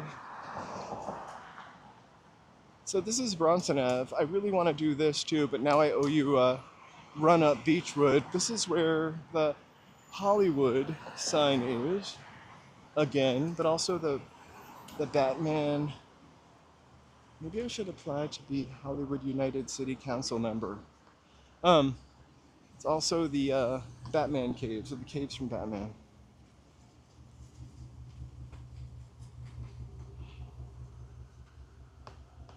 So welcome, welcome, welcome, welcome all. Happy Friday. That was a spooky walk. We didn't get into as much cult stuff as I would have liked to have. Thank you, T-Mobile, for having the very best signal in Southern California. But we're together, we're hanging out. I'll make that add-on video as a bonus drop for everybody, and I will drop that. Stat. I might drive back though.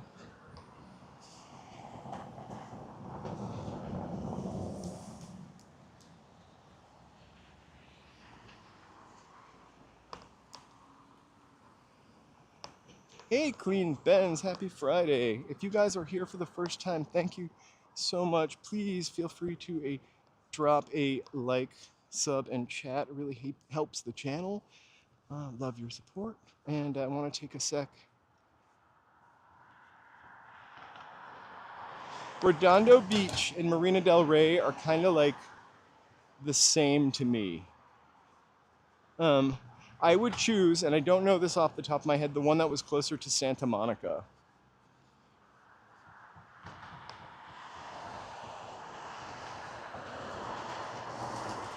I use public transportation for almost every single walk we take. And when I don't, I usually tell you guys I didn't use public transportation. But the majority of places I go to, you can get to on a train. Like when we went to Pasadena, I drove, but honestly, you can get there on the train. I used to work in Pasadena and take the train all the time. There was another place I drove to. So this is the historic Hollywood Grove neighborhood. Let's walk up a little bit. Historic Preservation Zone.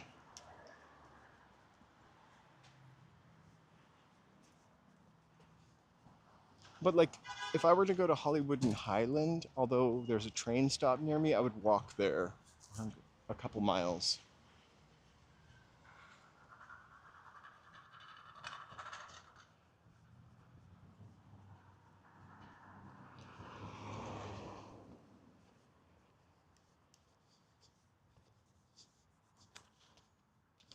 An addition is kind of not my business, but what a groovy craftsman.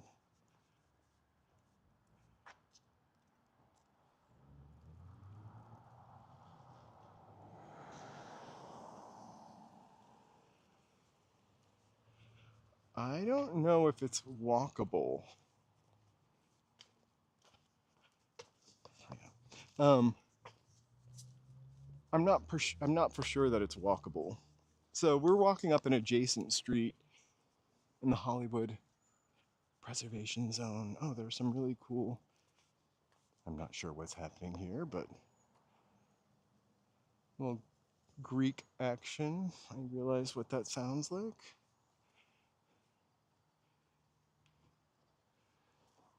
Very cool.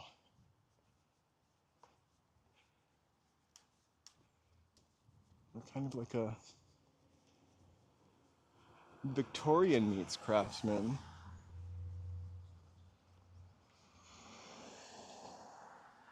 Wow, never meant to come up this street, but really glad we did.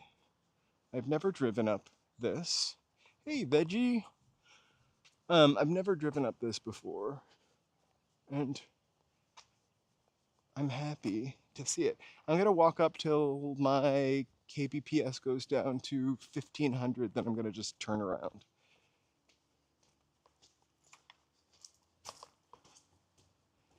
I see a really kooky, like, that house hidden behind the tree has some kind of pointy stuff going on its roof. Almost Asian, like pagoda-like. I love it.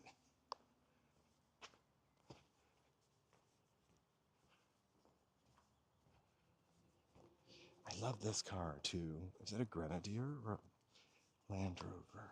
It's an old Defender.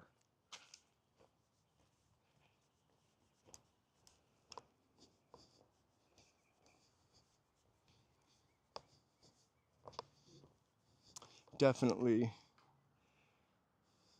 It's the kind that I like the kind that has the little ladder on the back of it. The best. That's my favorite one.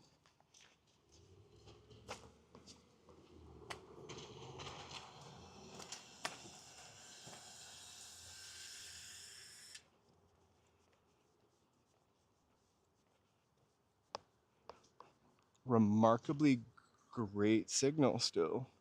So we are at Foothill, Briarcliff, Van Ness.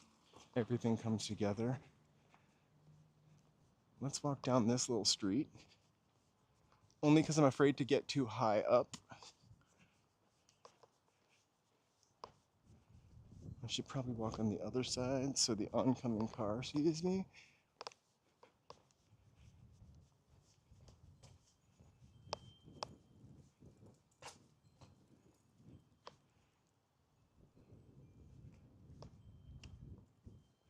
Yeah, the palm trees are kind of magical, but also a little bit of a pain in the ass if people don't take care of them.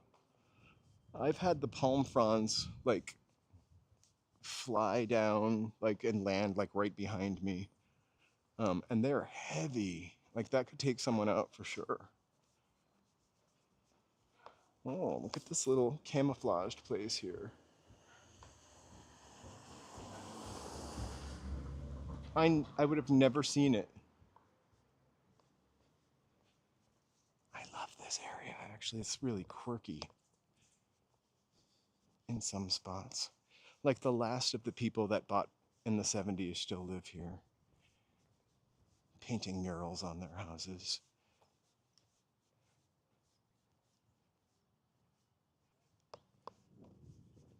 My network connection just dropped, so I have to head back down the street. So we have more craftsmen. That was actually perfect timing because it was dead end and I had to turn around.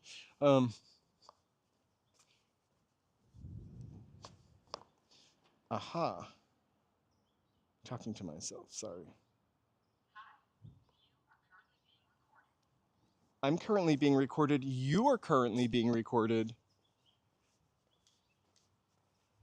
We are currently being recorded, by the way. That was funny. Oh, there's another version of that house. I don't ever recall seeing the little like peak on the roof. It's extra in a delicious way. Like,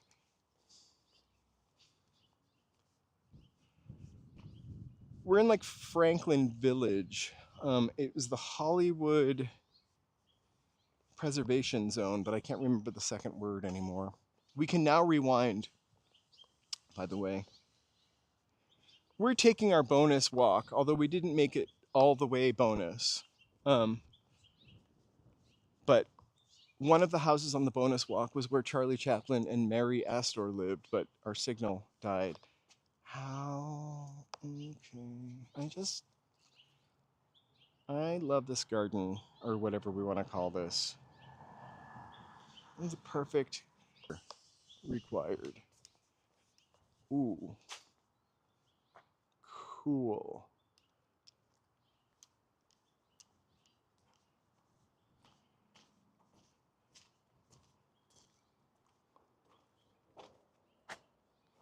Look at that place. I know you're not talking about this house. It's really like you can almost see through it. I'm gonna plug this thing in here. Hold on. There we go. I wouldn't walk on that balcony.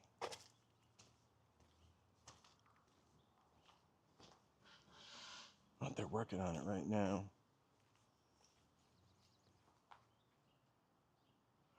I'm hoping, honestly, that they're not tearing it down. I have a feeling they're not because they bothered to cover that rose bush with plastic.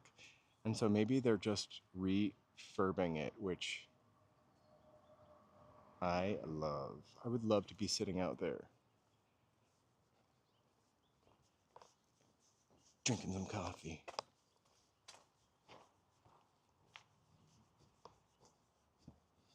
Ooh, it looks like we're headed for colonial New England here. This is the house of the triple gable. Jen, this is a lovely area. I agree. I was like, also, you really can't see this house, but I'm gonna cross the street because this looks like it's old, first of all, but it looks like Disney made it. Like every detail, it's kind of perfect. The color, the lack of, maybe not the pillow on the chair, but like, I'm such a design queen there, sorry.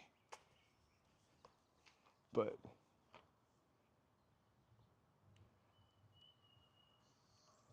just, hopefully I'm not being recorded. This is Hancock Park. I would rather live here than Hancock Park personally.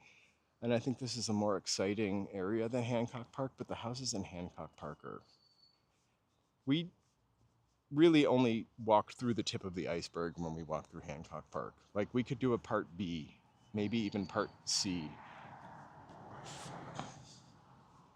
It would be a more meandering walk without like, this is the British consulate. This is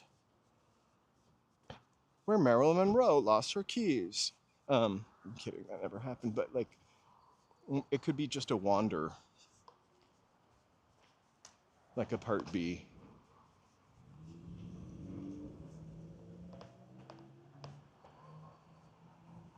Yeah, Hancock Park never had like a downtime. Like it never really crapped out, except for maybe the houses near Wilshire in the 50s and 60s, like that part of it. But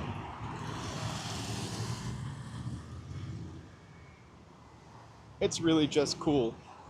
So we walk down Wilton all the time. That's to our right. Because I owe you some bonus time and genuinely want to spend time with you guys, we're gonna see what's up Wilton Place. If it looks interesting, we'll walk up a little bit, check out these cool houses. Would you want your walls to talk after you were gone? I've long thought about that expression. Like, do I want these walls to talk? What would they say about me?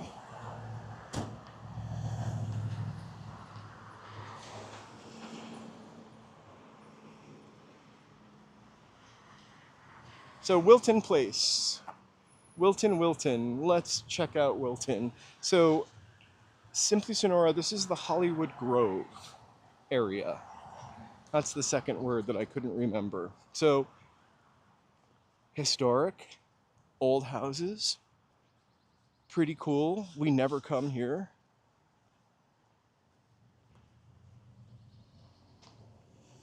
I never come up this street either. So it's a win-win.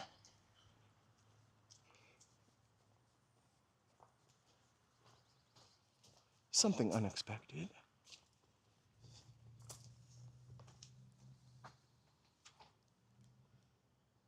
Love that. So crisp and clean, gray and white.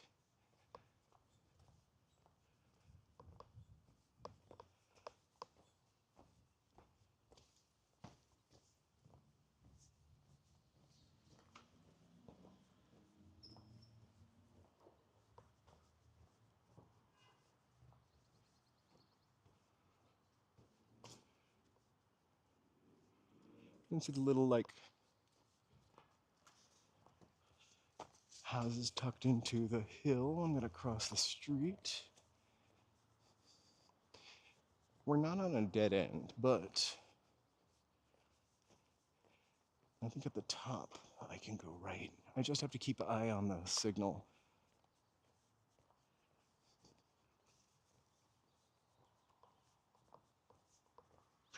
Hey everybody, thank you guys for coming on this lovely walk. Thank you so much for putting up with my cheap signal.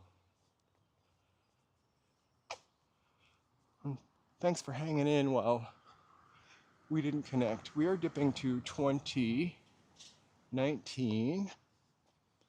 I feel like.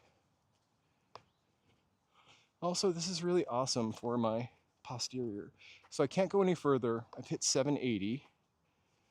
We will just take our next left and see what's up the next street. So lovely.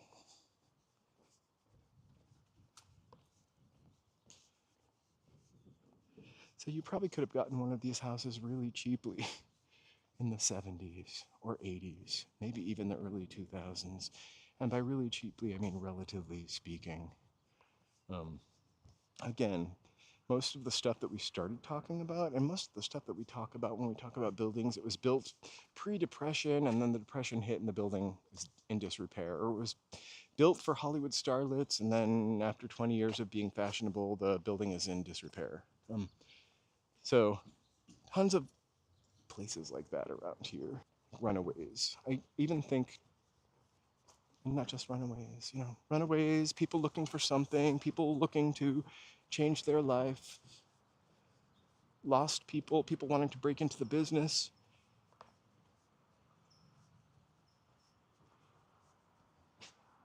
Halloween. This does look like a very Franklin. We're not put those people in the frame.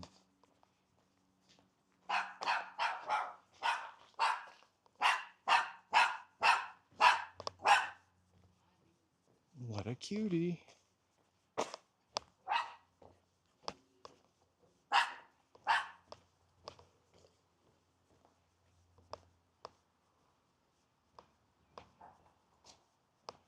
There we go. Sorry, we had a little bump. So also part of the Hollywood Grove historical area. This is a little hillier of a street. Let's walk out into it and not get hit by anything.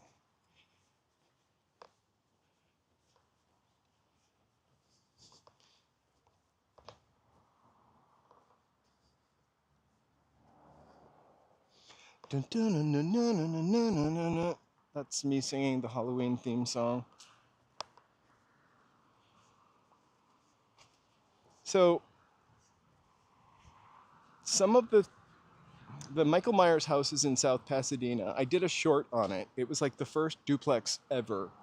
Um, and some of the Halloween scenes and Freddy Krueger Nightmare on Elm Street scenes were shot in the same neighborhood as Freddy Krueger's original house. It's weird. Over on Genesee in West Hollywood.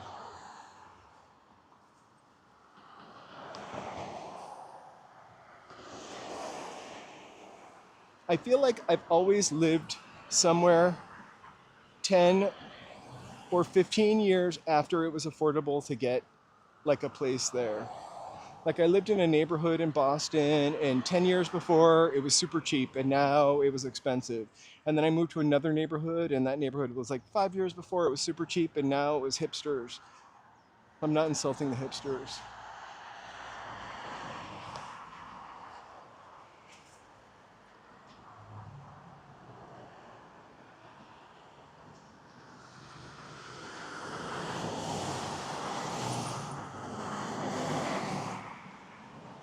So if you go see the original Freddy Krueger house on Genesee, the guy that owns it should probably not have bought it and does not like living there and does not like people coming by.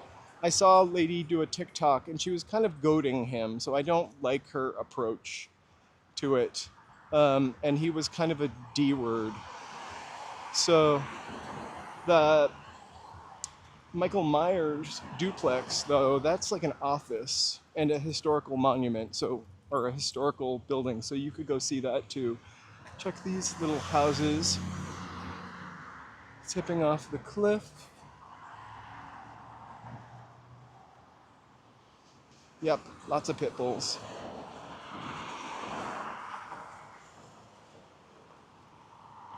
I feel bad. I think those people were trying to not be in the way of my camera. But I caught them anyway. No, I meant the other D word. Rhymes with Rick.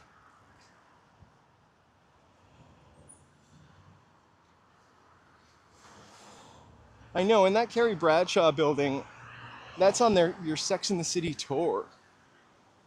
Like, I would pay more rent to live in Carrie Bradshaw's building if I was going to live in New York and could afford to live in Carrie Bradshaw's building, right? We're just before Western, one of our favorite streets to walk down.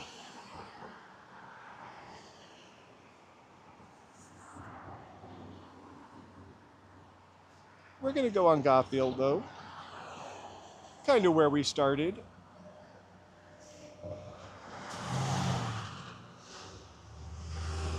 So tomorrow, I'm going to post probably in 2 hours. Sorry, this one won't be 24 hours. We're going to do some outdoor, some earth-friendly, Earth Day kind of thing. I'll see if there's a fun event or something happening, but if not, we'll hang out in a park.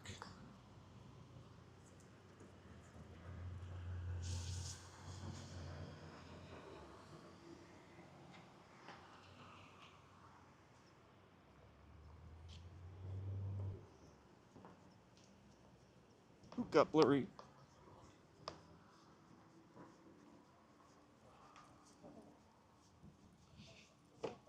I also, I hate creating shorts. However, I'm going to create a couple more shorts. Trying to get more people to check the stream out, so I think that might be in the cards. So don't hate me if you get bombarded.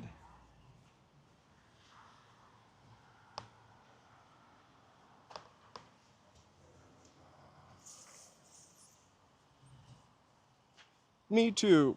I hope you can join, but I hope you have an awesome Easter weekend. Is anybody doing any fun things for the holiday? I know I got to get Joe's Easter basket ready. I am kidding. I'm going to do a Monday Easter when all the Easter candy is 75% off. Wow, what a great complex that is also. I've seen this one before, but Let's see if I can get closer. I love shutters. I wish this could focus beyond the... We used to go to Malibu on Easter, every Easter, but I don't really want to go in that area right now. Whoa, that's a creepy parking garage. I mean, it's not really creepy, but... Joe tends to like gummy things. So, gummy worms, gummy bears, Sour Patch, like that kind of candy. I'm more of a... I want those malted eggs. So many malted eggs, I will go into a coma. I like those Cadbury eggs, the ones with the cream eggs, and also the ones that just have chocolate inside of them. Don't really like jelly beans unless they're black for some reason, or red jelly beans I like too. I like a chocolate Easter bunny, just not if it's from the company Palmer's, because their chocolate kind of doesn't taste so great. Palmer's also makes the entire city of Chicago smell like chocolate. Somebody is weed whacking or something.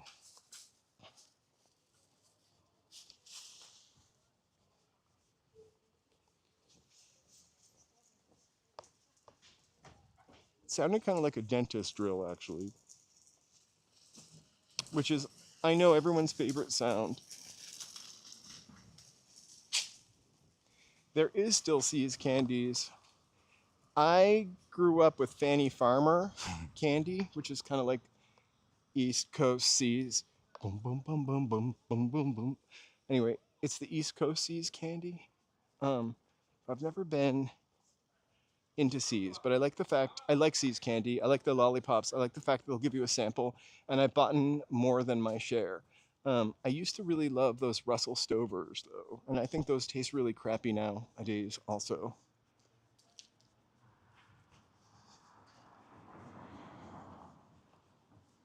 So the original Seas is on Western Avenue. We walk by it frequently. I, like a goof, point it out every time in case there's someone new. Everyone should know where Seas comes from.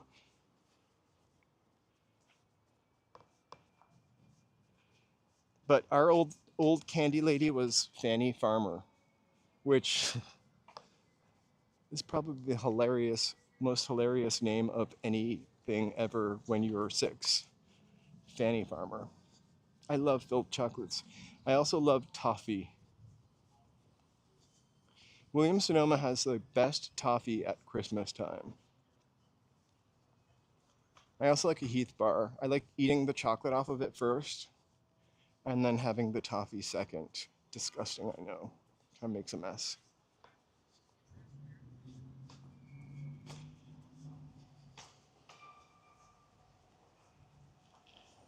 And caramel. Caramel, I love caramel. Caramel is probably the easiest thing to make. Do I ever make it? No. I would have no teeth if I ate caramel as much as I wanted to. Heath bars, and then remember the imitation Heath bar was like a score bar. It was supposed to be like the Swedish Heath bar. The toffee bar of the Vikings. I'll still get a Heath bar or a score bar. Actually, I don't think they make score bars anymore. What's one candy from your childhood that you miss that they... Whoa, hi. Oh my gosh. We might have just... Hang tight for 1 second. Speaking of candy, do you like my shoes? All right. I am going to hold the... I know. We're 2 hours and 23 minutes. I have a second pack. I'm not sure why and it's on. It's charging. So let me see. Hang tight. There we go.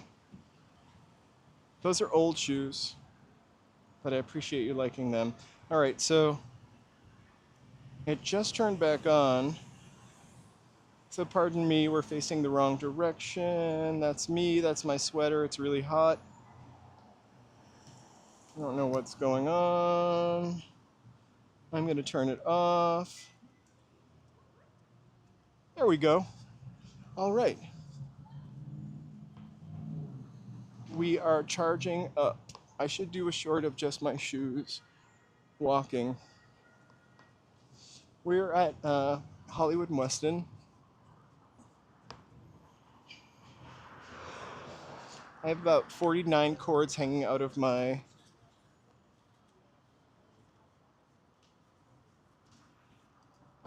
Oh, hey, yeah, the Victorian houses. We have been to those also. Um, that house is on the other side of town by Echo Lake Park. So I'm sure that we will go there again because I love walking in that area and those houses are incredible. But we will,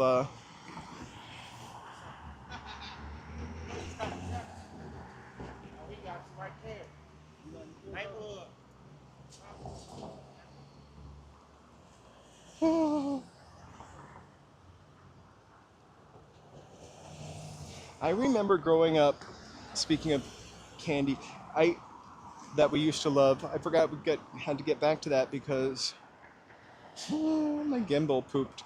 Um, I remember, and I've talked about this before, there was a thing called the Marathon Bar. It was like braided caramel dipped in chocolate, and it was printed in a ruler. That doesn't exist anymore, but I loved those. I would kill for one of those. Not I would not kill, but I would maybe pay $5 for that candy bar.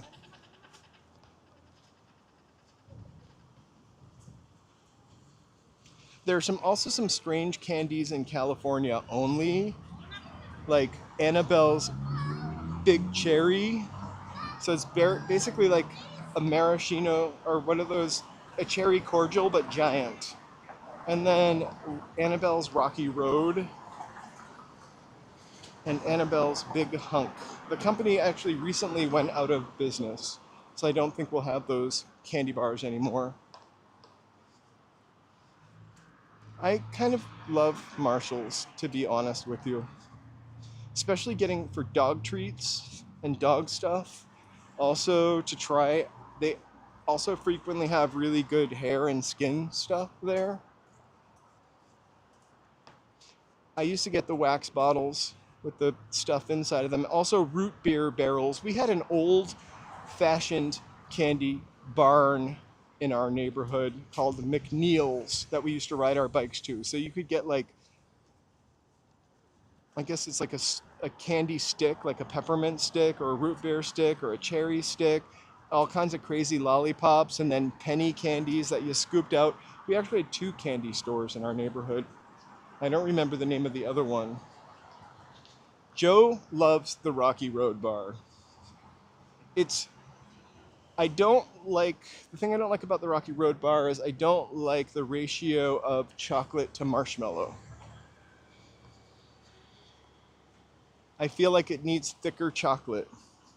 I do love the Big Cherry and also the Big Hunk. Hey, Brave Bull, happy Friday.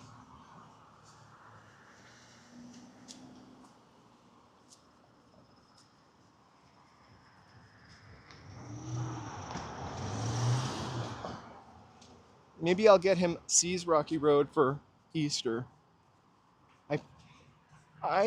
There's a caramel and then like a filled Seas that I really like, but I really love their butterscotch lollipops. I think that's butterscotch and vanilla lollipops. I could literally eat one of those after another.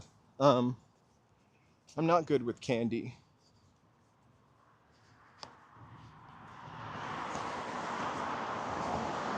I don't just have one sweet tooth. I think I have a mouthful of them. Scotch mallow, I've never heard of that before, but that sounds like two of my favorite things. I do love marshmallow. I think the Snickers bar, though, is my favorite. Or a Reese's Peanut Butter Cup. The mini ones.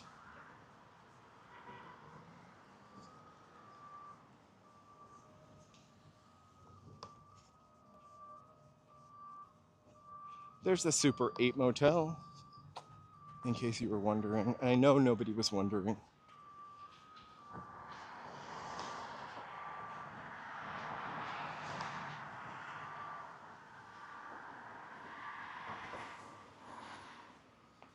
I love both ice cream and candy, but I don't like candy in the ice cream. I think that's my biggest issue with Ben and Jerry's. It's so full of cookies and cream cookies that there's not enough ice cream to enjoy. A butterscotch sundae or a butterscotch magic shell from Dairy Queen. I like the red one or the butterscotch magic shell.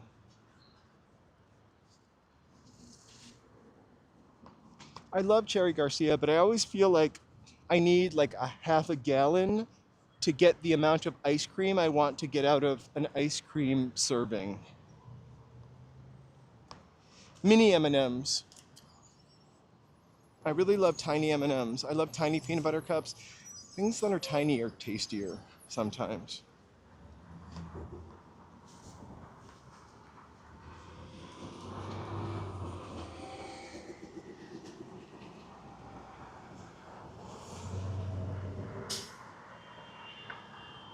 Yeah, I love the peanut butter cups from Trader Joe's. Peanut butter cups from Trader Joe's also because they're dark chocolate. I think Reese's tried to do that and they weren't as good. But Trader Joe's makes the best snacks, I have to say. I've only recently had Thrifty's ice cream because they started selling it in the grocery store, and they have a malted something with bits in it, and I love that ice cream. I love after the ice cream melts and then you have these little bits in your mouth.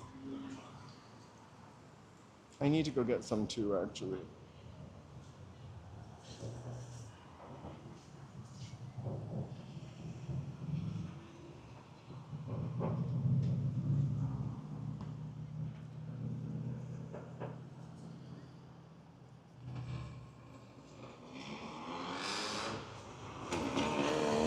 Hell, I've never been to the 99 Ranch Chinese Market, although I've been told I should go multiple times.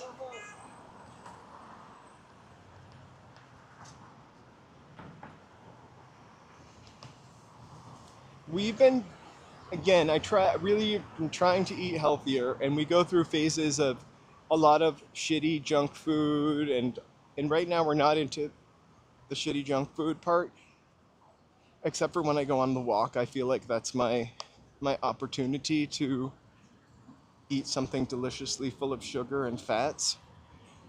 So we've been getting these sort of rice cakes.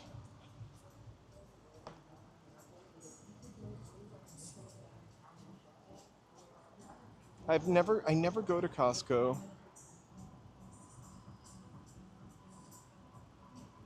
I've been maybe once.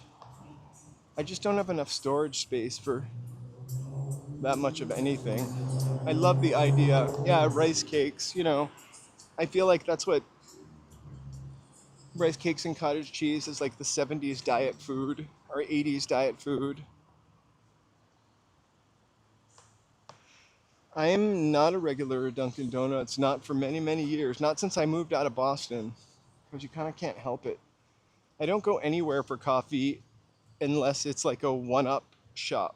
I don't go to Starbucks currently. Um, I don't live near a Coffee Bean.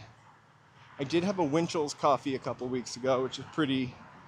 I don't get the coffee at 7-Eleven, but I don't hate it. But there's not a single chain I go to for coffee.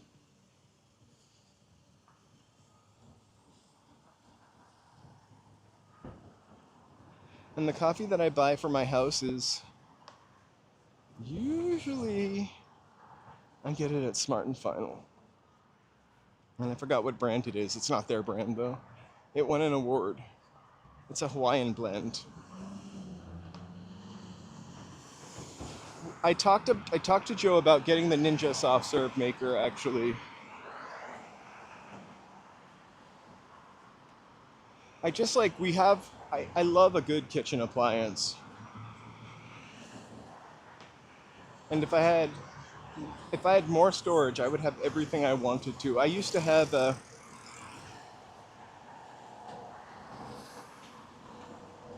rice cakes instead of bread. I've used sweet potatoes instead of bread before, which is really kind of lovely. We tend to buy sweet rice cakes because we're using the rice cakes as a substitute for Suzy Q's.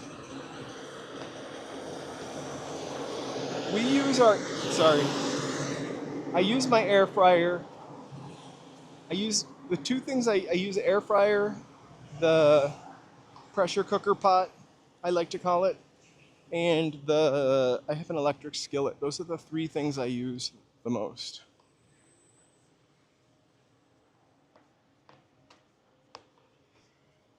But of course I have a Vitamix, which I use. Actually, I use that a lot. I have a stand mixer, which I use maybe once or twice a year.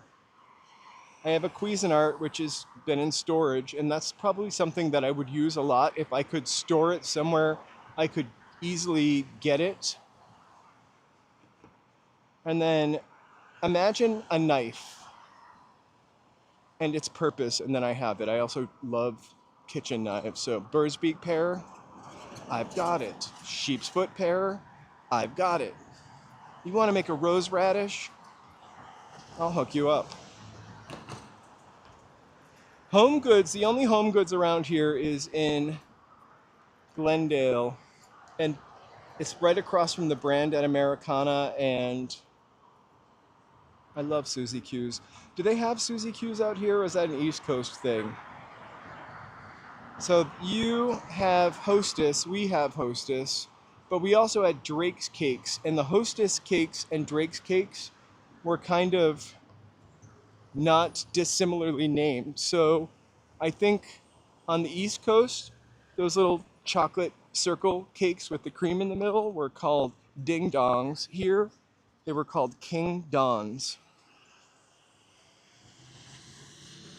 And I feel like the Suzy Q also had another name, too.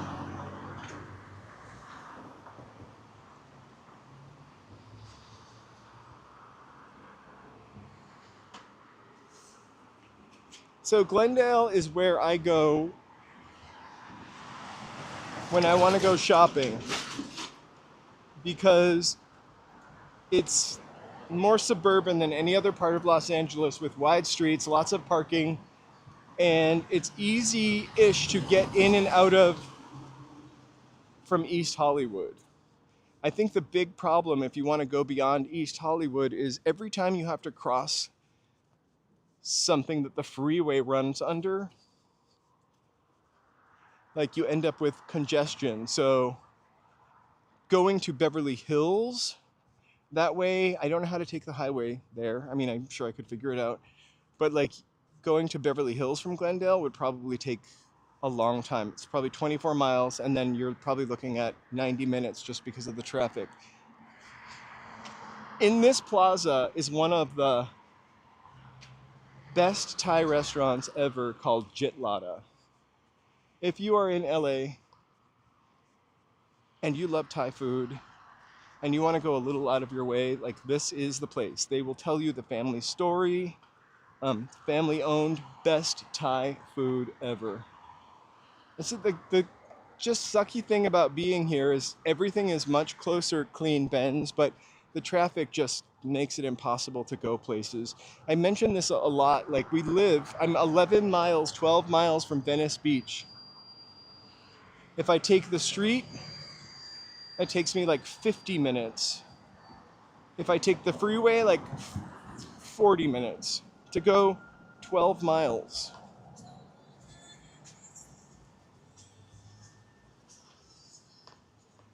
The Suzy Q, I don't know what it's called here though.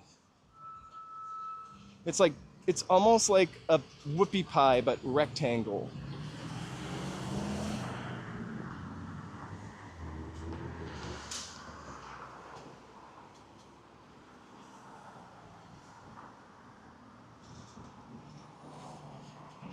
It's just like Los Angeles runs on and on and on. Whew. I hated snowballs, even though they were full of marshmallow. Even the pink ones. Ding dongs, I remember. Are they? I feel like they were also called King Dons, like Kingdon. So from here, up on the hill, we get to see. I almost walked in front of that truck. There's the Griffith Observatory. A little further that way, we have oh so lovely Barnsdall Art Park. I'm just below Sunset Boulevard and Little Armenia at Shakey's.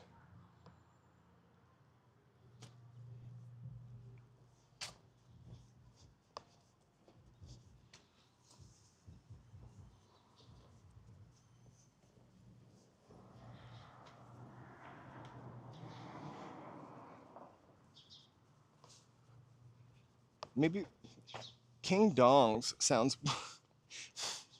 worse than Ding Dongs. I thought they were called King Dons, but maybe they were called King Dongs.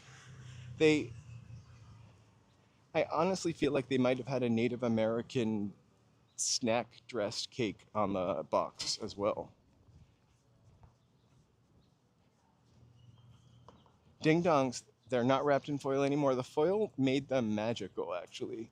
That smooth foil, always trying to unwrap it to keep it neat so I could fold it. I'm OCD and weird.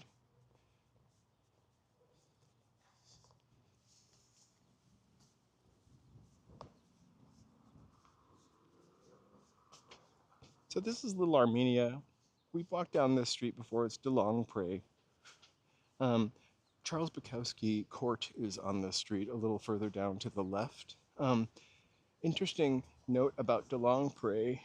Back before Los Angeles actually had any tourist spots to visit, there was a house on the end of the street that belonged to, I think, Charles DeLongpre, who was a famous floral painter at the time. And his house, it's not here any longer. We tore it down. You could see it, pictures of it. Um, his house was just full of flower fields, rose gardens, flower gardens, not flower fields, but it was just lovely. I've seen a picture postcard of it, of course, hand colored from the 20s.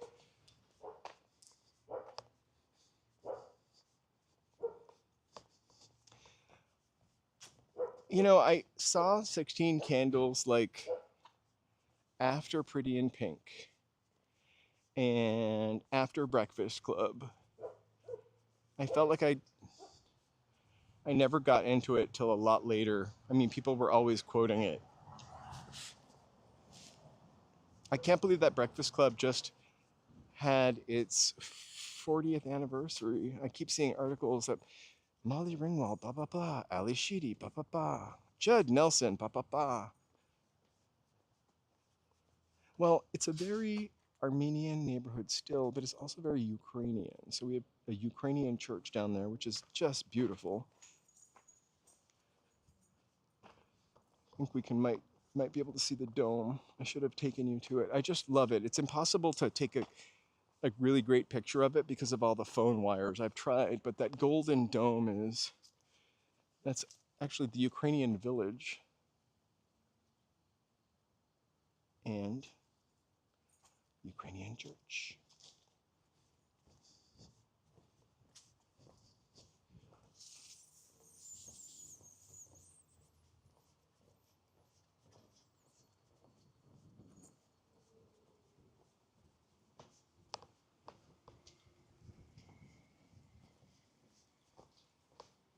Sometimes if I miss out on a movie when it comes out and everybody loves it and then I don't see it, I feel like I'll never see it. Like I've never seen Napoleon Dynamite. I'm sure I would think it's funny. I just never saw it.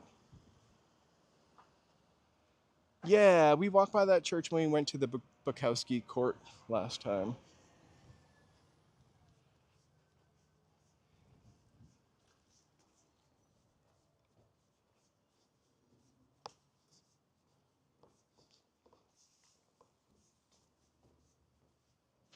Yeah, I've seen parts of it and it was funny, but I just feel like I can't watch it now. I've also never seen any Harry Potters, and I really feel like there are too many for me to start watching them now. Also, I never read the books. Also, J.K. Rowling's kind of ick.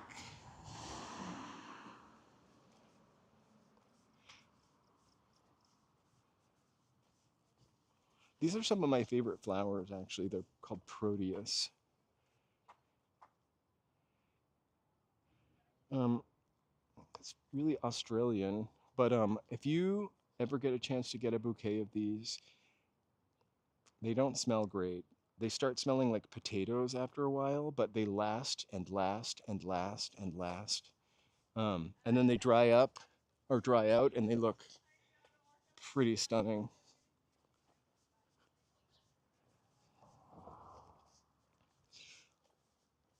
So I owe you guys a little cult and mystery, and I will wrap that up for you by Tuesday. I'll post that for everybody. Um, and I think we're gonna kind of, yeah, I don't know why they smell like potatoes, but when the flowers sit in the water for so long, they dry out and they kind of smell like potatoes. You just change the water. I wanted to take a second to thank everybody that pitched in for the bonus walk today. I really appreciate that. I owe you that bonus walk. We got most of it, but we didn't get to the fun part.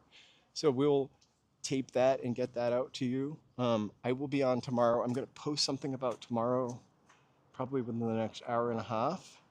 Um, Sidewalk surfers, thank you so much. I'm glad. It looks like you guys are checking out some of the videos that I made for you. Any any tricks or any tips or anything you want to see, let me know. I really thank you guys so much for coming along with my on my walk, with me on my walk. Um, I will be on tomorrow and Sunday. Monday I will be off. Tuesday member videos. Wednesday we're gonna eat maybe twice. Still got to talk to Joe. Thursday off. Friday back for some mysteries or whatnot. And then Saturday. Thank you so much for being here. I want to make sure everybody gets thanked. I will see you tomorrow.